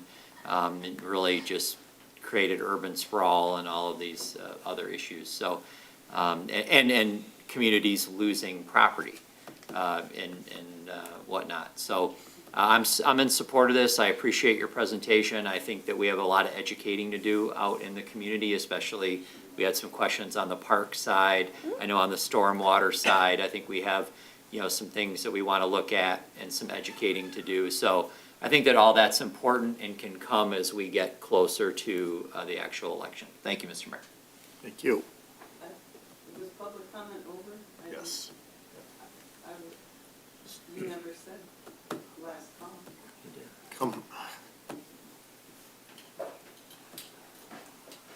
So I'm tired, so I'm not going to go on for very long. I'll come at you next month. You can't talk about sewers without talking about stormwater management, and you guys should have been expecting an annual report from the Planning Commission. They have a couple stormwater clauses or action topics from the master plan, and I have a lot of concerns because I talked with Kevin after one of the meetings he came to, and I said, there's a lot of sites that are being approved, and they're just dumping as much water as they want to the city sewer.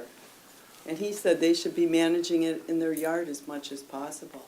And I'm not seeing that happening. I'm going to almost every planning commission. I go to the ZBA, and it's just like anything goes. And I have a lot of concerns about Noack and Frous, but I will bring those at the next meeting. I see he billed this past month.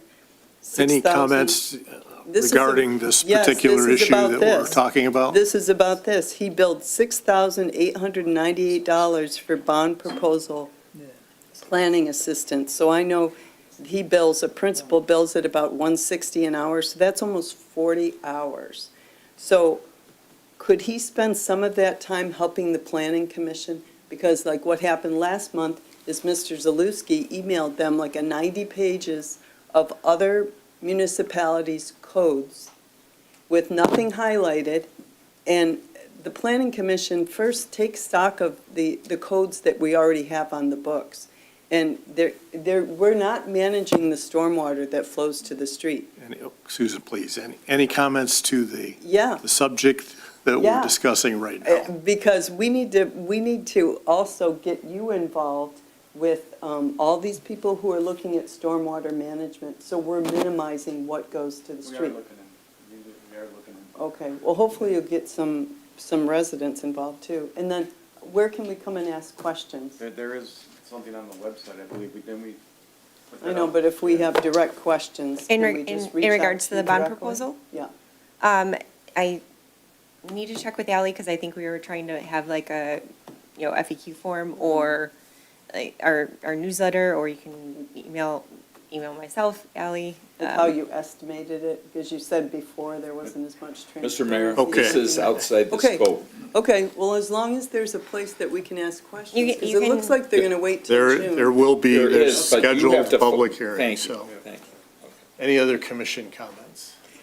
Yes, I just want to say one thing about what Commissioner Rozell said. I agree with everything he said, except the notion that we inherited or that we were required to take over, a situation that perhaps had been not previously addressed or not addressed adequately.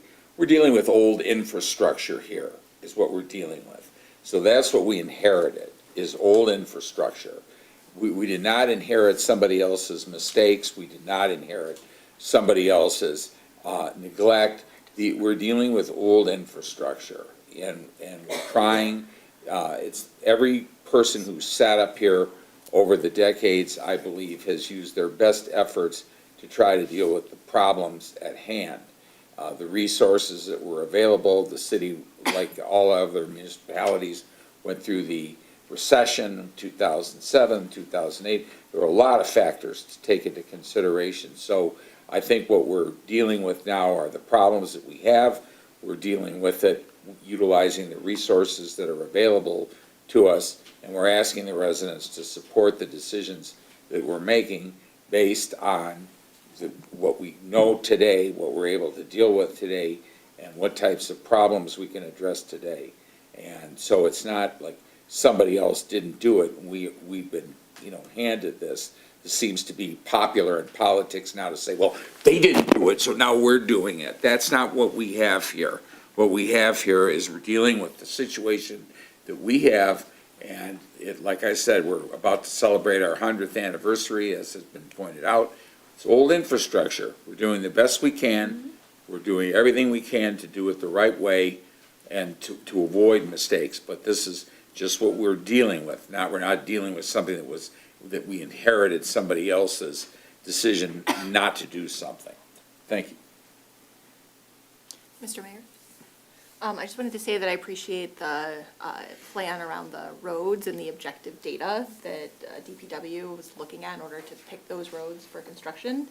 And I also want to say that I have a lot of faith in our new Parks and Rec administration to go through the process of determining how that money will be spent and doing it in collaboration with both the Parks and Rec Advisory Board and with residents. And so even though the items listed are theoretical and not necessarily as determined as maybe some of the road work is, I know that whatever comes out of those efforts will be great for our community. Mr. Mayor, just adding one other thing. I mean, we are in a 100-year-old community with pride, right? We've got so much rich culture, character in our infrastructure in the homes. And, it behooves us to take care of our shared space. And this is a very comprehensive plan, and I really wanted to applaud the staff here in this room for putting this together cohesively. This is in response to the residents coming to us through the various boards and advisory boards. I mean, I was shocked to see the pictures of the pool. I had no idea we had holes in our pools. Like to the point, this is beyond deferred maintenance. And if we want to continue to be this wonderful place for families and retirees, like this vibrant community that we're so proud of, we've got to take care of our infrastructure. At the end of the day, this is a response to the voters. The voters get to decide. We are listening. So I think this is just a reflection of the commission's doing their job and the staff is doing their job to serve the community. So that's all I have to say. Thank you. Mr. Mayor? Yes. Yeah, my comments weren't political. The reality is that nobody cared about the sewer lines until 2014, when people had 6 feet of raw sewage in their basement. And then all of a sudden, the sewer lines became real important. Up until that point, we had sections of the city where lines had collapsed and weren't functioning. There were no bond issues to repair sewer lines, if you go back in history and look. So, I am telling you, we inherited this problem because prior decades back, they did not invest in repairing what was under the ground because it wasn't visible. And there were portions that had collapsed, were cracked, were filled with tree roots. But in 2014, when we had 6 foot sewage in our basement, then all of a sudden it became an issue. And then we became interested in investing in it. And I got elected in 2015, and that was one of the things that I said I was gonna work on fixing, and we've been doing it. So I'm not trying to be political here, I'm just telling you the reality.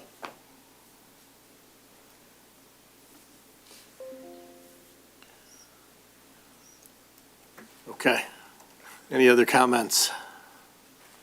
I will say that although there wasn't much emphasis put on sewers prior to 2014, that the road and water main replacement programming that's been going on in the city has been going on for a lot longer than that. And for that reason, I don't know what the exact percentage of this map is, but I'd say 80% of the roads have been rebuilt. And most of those roads include the water mains underneath them when they're done. So it has been a long process to get to where we are today. And it's, you know, it's disappointing we can't do all the roads, but we're a small community and we can't do all of them. We'll keep working on this.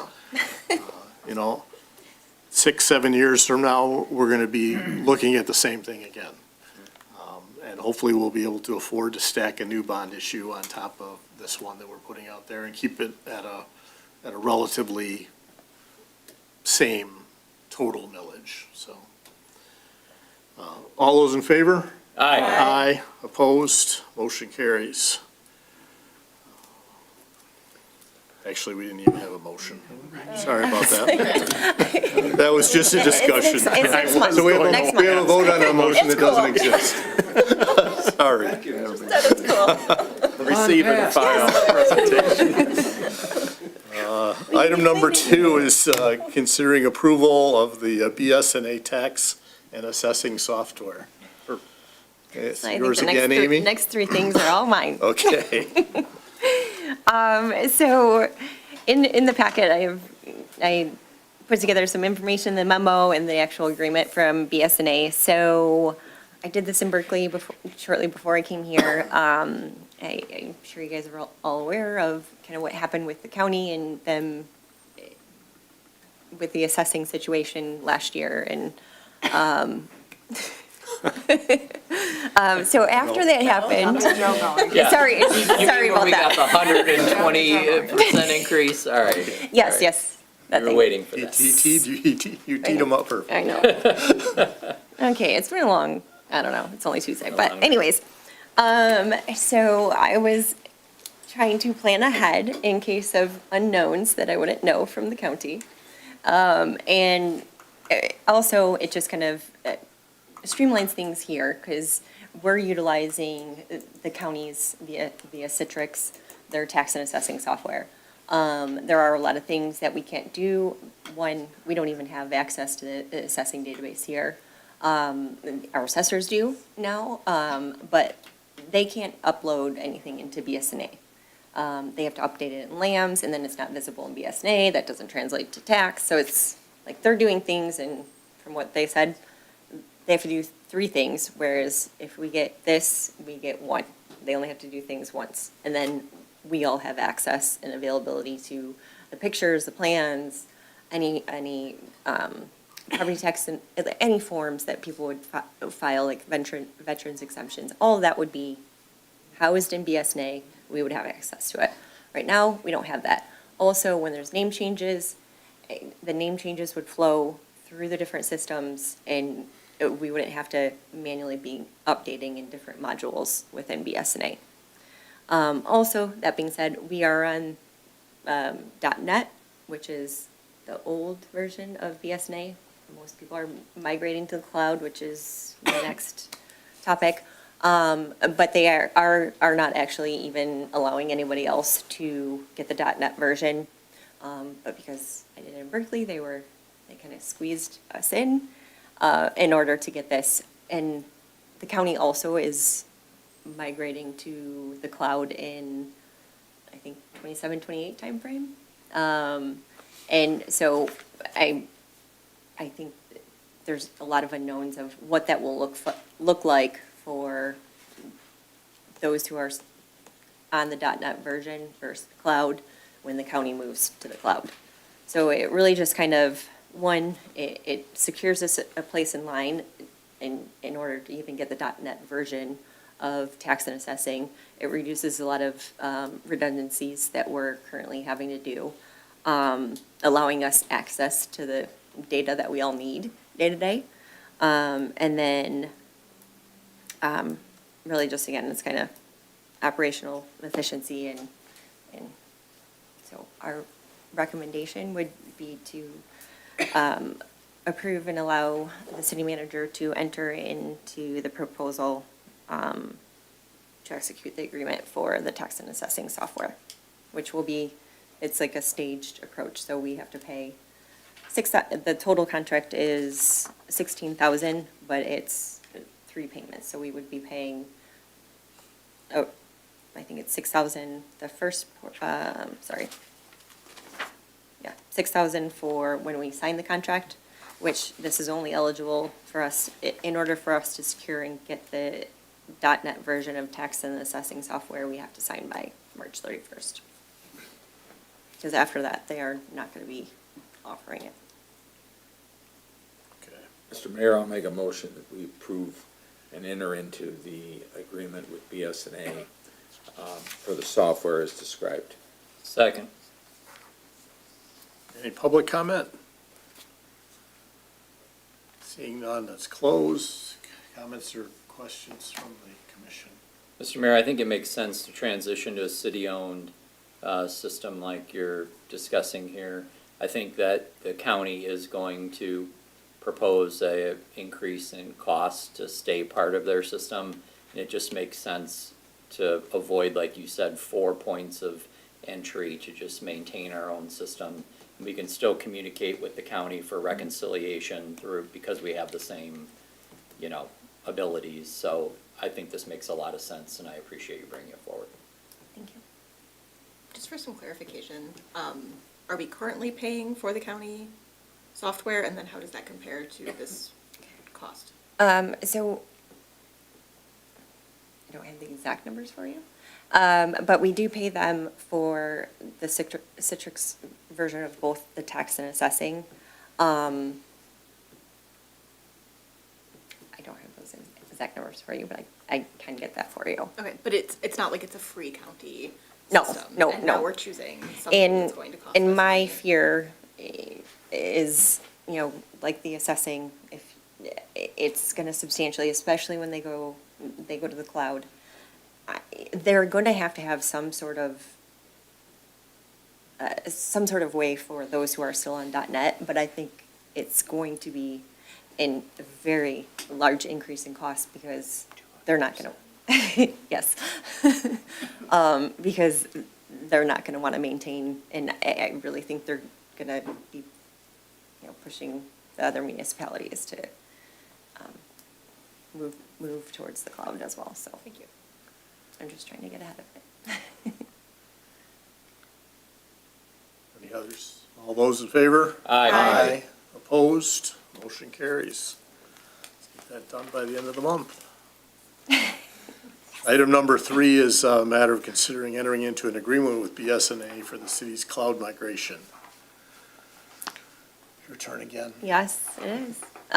So, kind of piggybacking off of moving towards the BSNA tax assessing, getting that all in-house, but as we mentioned, Oakland County is going to be migrating soon to the cloud as well. But, more so for us, I was just trying to secure a spot in line, like they are, right now, 14% of the Oakland County municipality is already on BSNA.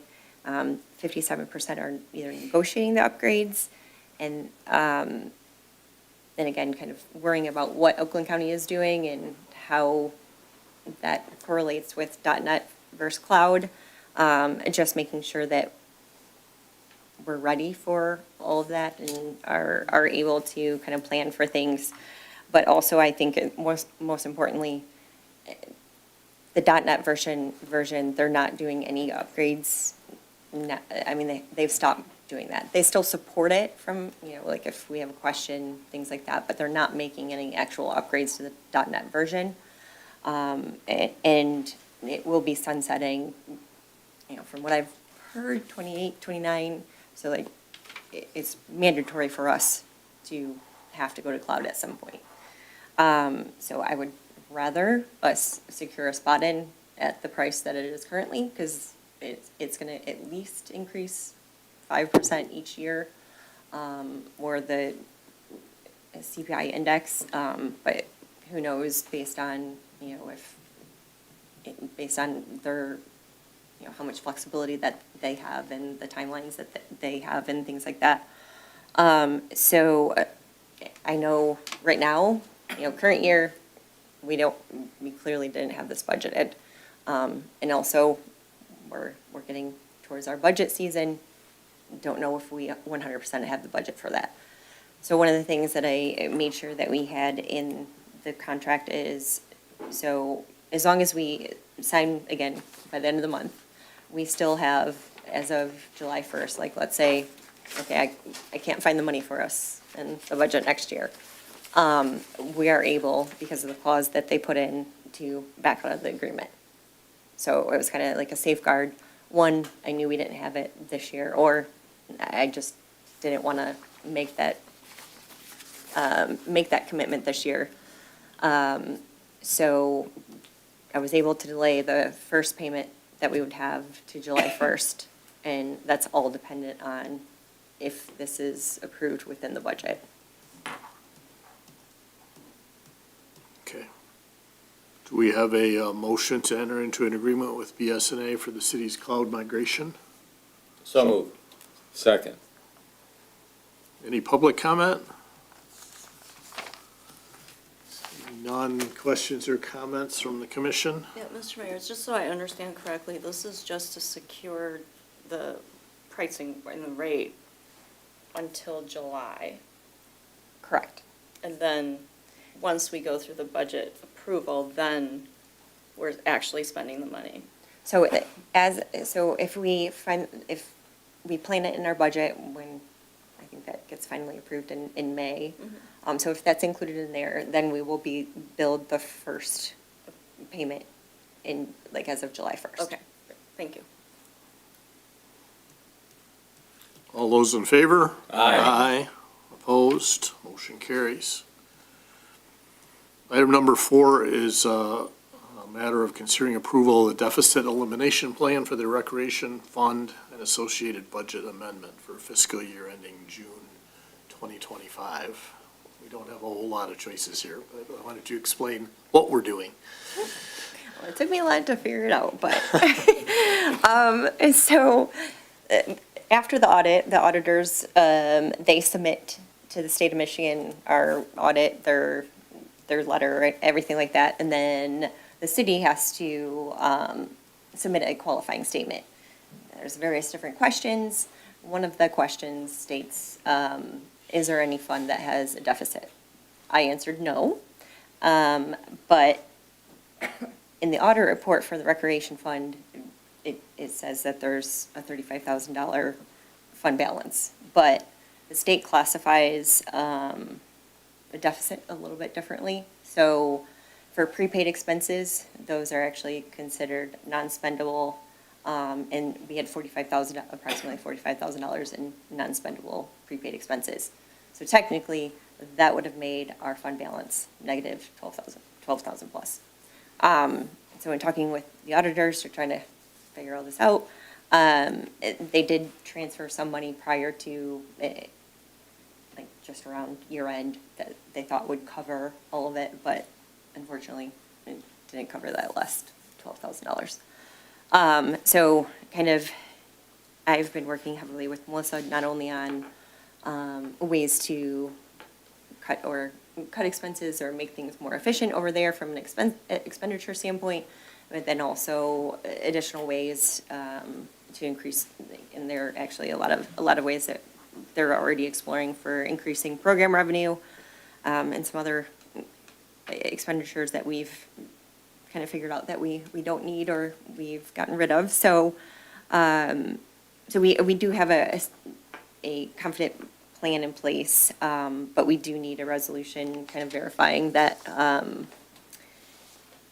based on the plan that we put together, that I can we can approve the resolution based on the plan that we set on all of this. Thank you. So we have a motion to approve the deficit elimination plan for the Recreation Fund for fiscal year ending June 2025. So moved, Mr. Mayor. Second. Any public comment? Seeing none, comments or questions from the commission? Yeah, Mr. Mayor, I have, what is a non-dispensable, like, what's an example of a non-dispensable fund? Non-spendable but you can't. expense. So a prepaid expense, so let's say we had a contract that was a year, like spanned a year, but we paid it in April. Our year end is June. So technically, like, we pay it all in April, but we really can only claim those 3 months as current year expenses, and the rest of the months are all prepaid. So that would be So it's a function of non-spendable. math and time. Yes. Okay, thank you. And just, I did send this already to, like, for preliminary review for, to the state of Michigan, just to make sure that everything that was laid out in the letter would be okay with everything that they required. All those in favor? Aye. Opposed? Motion carries. Item number 5 is considering approval of replacement of the DPW Men's Club wall to be installed by Frank's Fences in the amount of $6,350. Mr. Mayor, I'm going to make a motion to approve this payment. I think the photographs that were included in the packet. Very said telling. Picture is worth 10 million words, so it doesn't look like we have a lot of choice here, so I would move that we let Frank's Fences take care of that mess. Second. Plus, we got rid of Iggy Pop. Yeah. It was spray painted on the wall.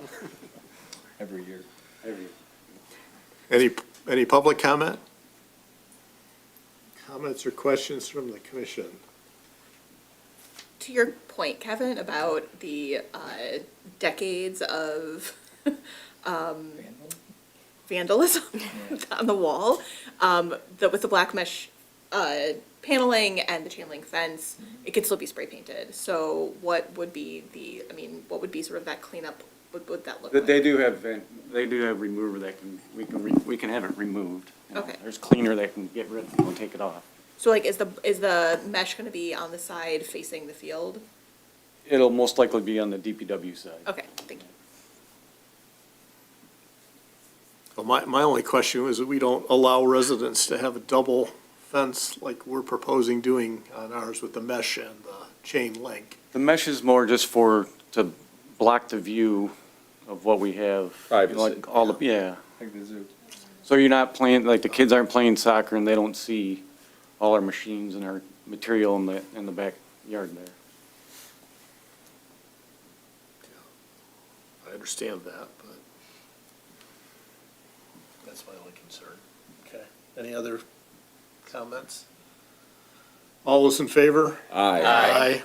Opposed? Motion carries.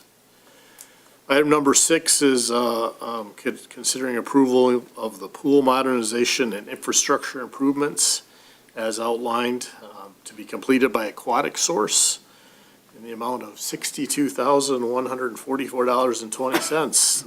Melissa's stepping right up to tell us all about it. Give you a little summary. We've talked a lot about old infrastructure tonight. We've got some old infrastructure at the pool. So this was one of the first things that came to my attention when I first started, that we needed to make some improvements at the pool to keep it safe and to open it this year. Aquatic Source is ready to roll, starting, like, we're gonna give them the go-ahead hopefully tomorrow, and they can get this work all done before the pool opens. So there's 3 main components to it. The first is switching from the muriatic acid system to a CO2 system, which I've learned a lot about pool chemistry in the last couple of months, but the muriatic acid system is very outdated. I think we're probably one of few pools in the state that's still using that type of system. It's not incredibly safe. I put a picture of the tank in there. It's not a fun activity for staff to get suited up kind of in hazmat gear to go pour that muriatic acid in there. So this eliminates that. It provides a much safer way to keep the pool balanced. So that's a good chunk of the project. The second is a conversion from liquid to dry chlorine. which really is only about a $5,000 project. They're giving us the feeder for the dry chlorine for free, which is great. So the total for that's about just under $5,000, and that is a little bit safer. It doesn't off-gas or split like liquid chlorine does. We can store it on site for a long period of time. It doesn't go bad like liquid chlorine does. So that'll just be a efficiency thing for the pool. And then the last one, probably the most important and time-sensitive one, is the media change for the sand filters for the pool. There's 4 very large sand filters that are back there. I think I put a picture in there for you. Nobody can seem to figure out when the sand was last changed in those filters, and it should be changed every 3 to 5 years. And it's you can see it in the operation of the pool. The water's cloudy more often. They're having to backwash the filters much more regularly than they should. So this is something that is sort of standard maintenance for that type of system that hasn't been done in a really long time. So they're going to do that for us as well. Okay. Any public comment? Oh, I'm sorry. One last thing, the toy structure repair replacement, I put a picture, that's pretty self-explanatory that those toys need to be upgraded, and we gave them a not to exceed of $7,500, and they feel confident they can make those look a lot nicer for us before the start of the year. Okay, thank you. Any public comment? I just wanted to ask, should I come up here? Should I say it? Okay. Sure. So with the pool being cloudy and sandy and all that, I do master swim in the morning, so I'm there pretty regularly early in the morning, first thing. When I used to work at a pool, we would vacuum every night. I don't know that that's being done, and that might be something that could also help, is having the vacuum run every night in the pool. So I just wanted to put that out there as a recommendation to also help. I'm happy to look into that. Comments or questions from the commission? Mr. Mayor, I'd make a motion to approve the got it. pool maintenance contract here. Sorry. It's okay. I don't, based on the comments, it doesn't look like we have much choice. Mr. Mayor, I wanted to make that motion, but I will second it as a swim parent. Okay. I can reverse that if you'd No, like on that's the okay. record, if you Okay. feel better. Okay. Let me hang. Okay. Left me hanging. Comments or questions from the commission? I wanted to thank, first of all, the city manager. When he took this job, we talked about the pool based on parent feedback, swimmer, lifeguard feedback, and he uncovered a lot of issues and jumped on basic things like the lights being out. So I really appreciate that, and this is a continuum of that first conversation, which led to some key staff hires, and really appreciate you Melissa, for bringing all of this together. And I think the pictures speak for themselves. So thank you for taking care of this and identifying the unused capital improvement monies that are already available to address this. This is a priority, not just, it's for the safety of our swimmers and our workers. Thank you. Thanks. All those in favor? Aye. Aye. Opposed? Motion carries. Thank you.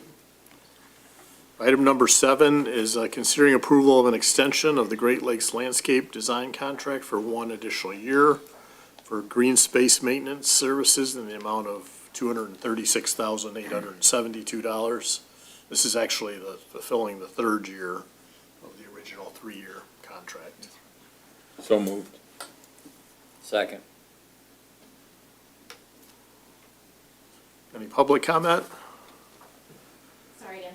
Just a question, because I know that this issue has come up with the landscaping, and the question of pesticide usage, and whether that's incorporated in this contract, whether or not we're going to be using pesticides on public properties. So I wanted to ask about that, because I know that's a concern for many residents.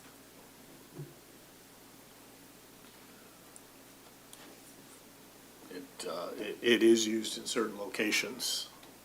Yeah, the fertilization is. Yes, yep. Not on the men's club field where the children play soccer. Everywhere else.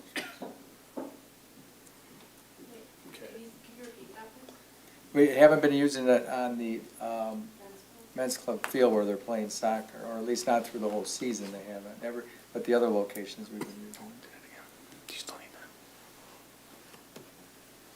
Comments or questions from the commission? Yeah, Mr. Mayor, I want to follow up on that. So prior to, when Chris Wilson was here, I had this conversation with him. I believe it was agreed that they wouldn't use it at parks, like where the kids were, like around Burton and the Parks and Rec area as well.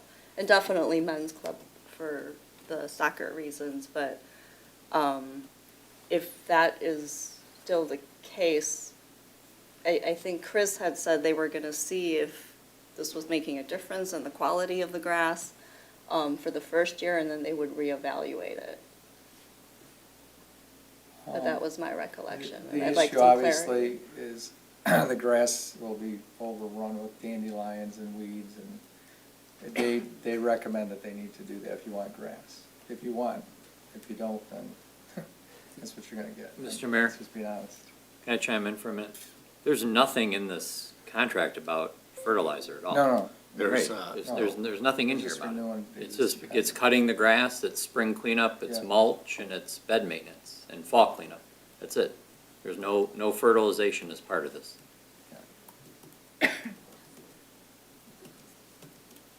So is that a different contract? I don't understand.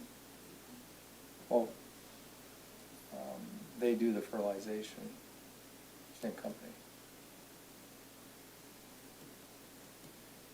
So I guess my follow-up question is, I know this was prior to Andrew's time, but my conversation with the previous city manager was that they would evaluate this year's application. And it was my understanding that they would not be spraying around Burton, where the children are playing, No, it's men's club field. and Burton. I'm not aware of that. Okay. Can you clarify with the contractor? Sure, yes. Thank you.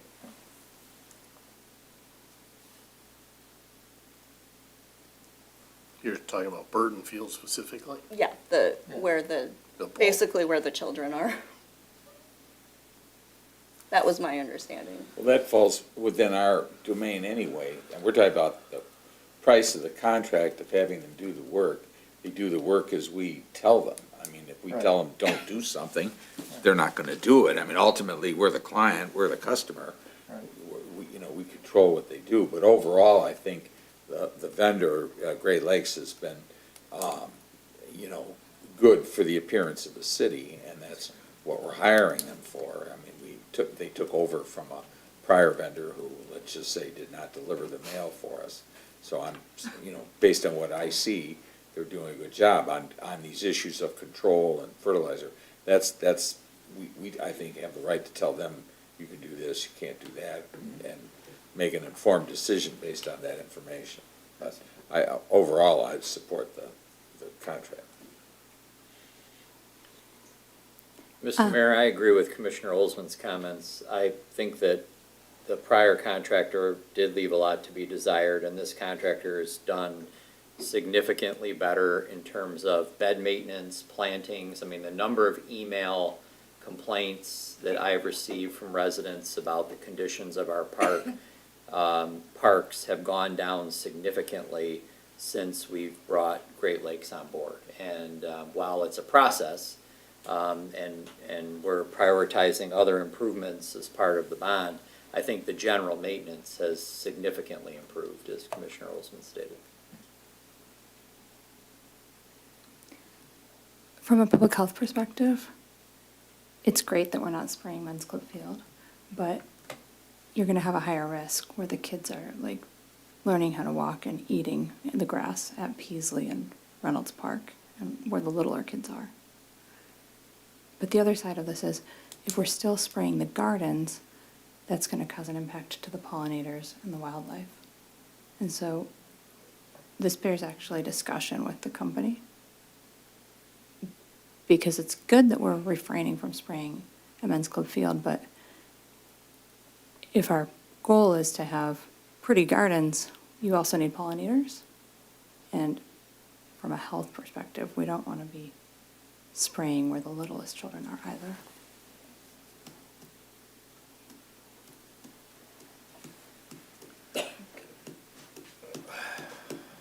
So public participation is over. I'll allow one more.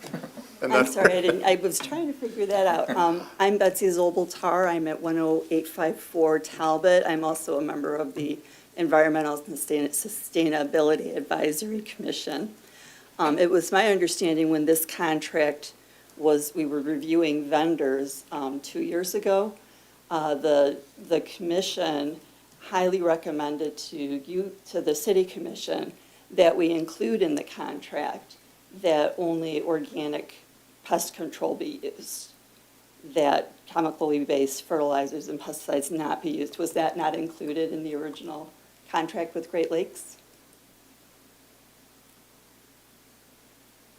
I don't know, well, I'm just gonna say, generally in response to that, we're the customer. So if we tell them, this is what you have to use, they have to use it. So I don't necessarily know, I can't speak to the exact language of the prior contract, but just like with everything else, I mean, we understand this issue. It's been brought up, it was brought up at length last summer with respect to the area by the library and so forth. We firmly understand that. And I can assure you that, we will deal with the contractor on that issue. We're the client. We tell them what to do. They don't tell us what to do. So whether there has to be a specific clause in there about that type of product, I don't know that. I'd be surprised if there was. Usually it's just a generic, provide fertilizer, provide this, provide whatever supplies are necessary to do the work as per the city's satisfaction. So, we heard all of these complaints have been clear to us, and we'll deal with Mr. Katz and his company on that. But overall, they've done a good job for the city in terms of what we've asked them to do, which is to maintain the city, the appearance. That's, people are very concerned about that. And when it doesn't look good, then they're in here telling us it doesn't, so. But I hear what you're reaching out to us about their concerns. I assure you, Okay. sure.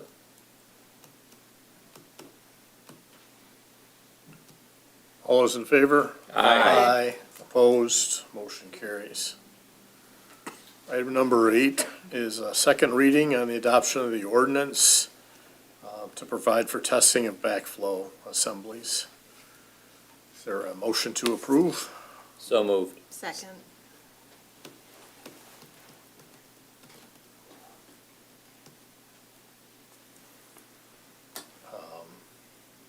Any public comment? Maybe the better question should be, is anyone awake? Comments or questions from the commission? Mr. Mayor, on the matter of pesticides, this is a critical ordinance to ensure that those pesticides don't, through faulty backflow preventers, get into our drinking water. Not only of the households that apply the pesticides to their property, but those that don't. Because if you've got a bad backflow preventer, that runoff is going to end up in the drinking water system. So this ordinance will be critical to managing and making sure those backflow preventers are maintained. All those in favor? Aye. Opposed? Motion carries. City managers report. Well, really all I want to talk about tonight is Doug. It was just a horrible, heartbreaking tragedy. And it's very unfortunate that I was in Arizona during that time. Our number one priority right now, all of us, at least all the employees, and I know we sat through this very long night, that we're probably not even thinking about a lot of things, but we're thinking about Doug's wife and his 3 children. That's what we're thinking about. They have a long way to go, and I really love the support the residents have gave, the commission, everybody. If you look at GoFundMe, I think, Kevin, is it over 200,000? 220. Yes, 220. Everybody's been so gracious, but this is a guy, Doug, not only just a great father and husband, but a guy who was dedicated to this city, who came out there during a windstorm, for God's sakes, because he knew that it was important to remove these trees from a street that was blocked for public safety, so we could access homes for police and fire and EMS. We block off the street, they could have waited till the next day, but he knew how important it was and went out there. And it was just awful, awful for everybody. As I said, I was very unfortunate. I was in Arizona to receive and to be interviewed by CLIA accreditation process for our 7th award, which should have been an enjoyable and a proud moment for myself and Lieutenant Zawacki from Public Safety. It was not. It was awful. I really want to thank Heidi and Amy and our whole group. They stepped up while I was gone. As you said, Chris Wilson came in. They worked as a team, Kevin, everybody, Ally, Kim, they all worked together to get all the things done that we needed to do to prepare for this upcoming funeral. I also really want to thank the city of Berkeley. They're unbelievable. Matt Kane, the chief from Public Safety, Superintendent Wozniak, and Crystal Van Vleck, the city manager. They've actually been taking all of our DPW runs. And they're going to take all the police calls, all the EMS calls, all the fire calls, so our whole department can go to the funeral on Saturday. They've been above and beyond. They responded with their medical team the night of the incident. We had several guys there working on Doug the best that we could, but obviously to no avail. That tree limb came down and took his life. It's just unfortunate, and that's all I want to talk about them all. That's it. Thank you. Commission comments? Mayor Pro Tem Snyder? Just as so many of us have said, thinking about the entire city administration, everything that they went through over the weekend and continue to go through, and just thinking about everyone and Doug's family, and so appreciate the collegial family that the city has for everybody that works here, and so feel my heart breaks for everyone. Thank you. Commissioner Rozell? Yeah, I just want to thank the city staff. I was in here on Saturday with a lot of them. It was extremely tough, to say the least, as we work through things that needed to be done. And I want to thank my colleagues, too, for the role that they played in stepping up and getting things stuffed. And I want to thank our men's club for, I remember the mayor called when we were in here at like 11 o'clock and said, this is what we need, and they said, we're on it. And Sunday they came, picked everything up, and within a half hour it was already on my door. And they blanketed the city with those leaflets. So, it really is a testament to the fact that we're a small community, that we do what's right, stand up when one of our own is hurt or killed. And so it's just a terrible thing. It's a phone call that if I'm fortunate enough to serve in this capacity into the future, I don't ever want to receive again at 11 o'clock at night on Friday night like I did. It was very difficult. And so my heart goes out to the family. He was a veteran, served our country, served our city as a public servant. And so I know this too shall pass, but it's definitely been a difficult time for a lot of us. Thank you. Commissioner Holder? Yeah, my heart aches for Doug's family and his 3 children. And, as residents, we don't see usually the behind the scenes of what it takes to run a city. And this is a 45-member team that runs a city, plus or minus some seasonal workers. But Doug gave his life in the line of duty in civil service. And, I think we have to appreciate that and thank him, and the way that the community has come together. I think it shows also the character of our community. But this family's been on my mind, with many of ours, all week. And I don't think anything can fix this. But just wanted to send my condolences to the family and everyone on this team. Well, it just shows that we are a family. We have differences from time to time, but certainly not when it comes to something like this. And our city manager was in Arizona. I saw Barbara and I were out of the country late, and this was very early on Saturday morning. Of course, everybody was rattled enough by the whole incident at Temple Israel on Thursday, and I saw the email from Joe. I think it was about 7 or 6, and so I didn't forgot that Andrew was in Arizona and called him. I assure you, I did not wake him up. He was awake, and when I first realized that, I apologized. He says, "No need. I haven't slept at all during the night." Plus, whoever heard of a former city manager who's now in Troy coming in to help out just because he was needed and he wanted to. Heidi and Kevin and everybody, this is just a terrible, terrible tragedy.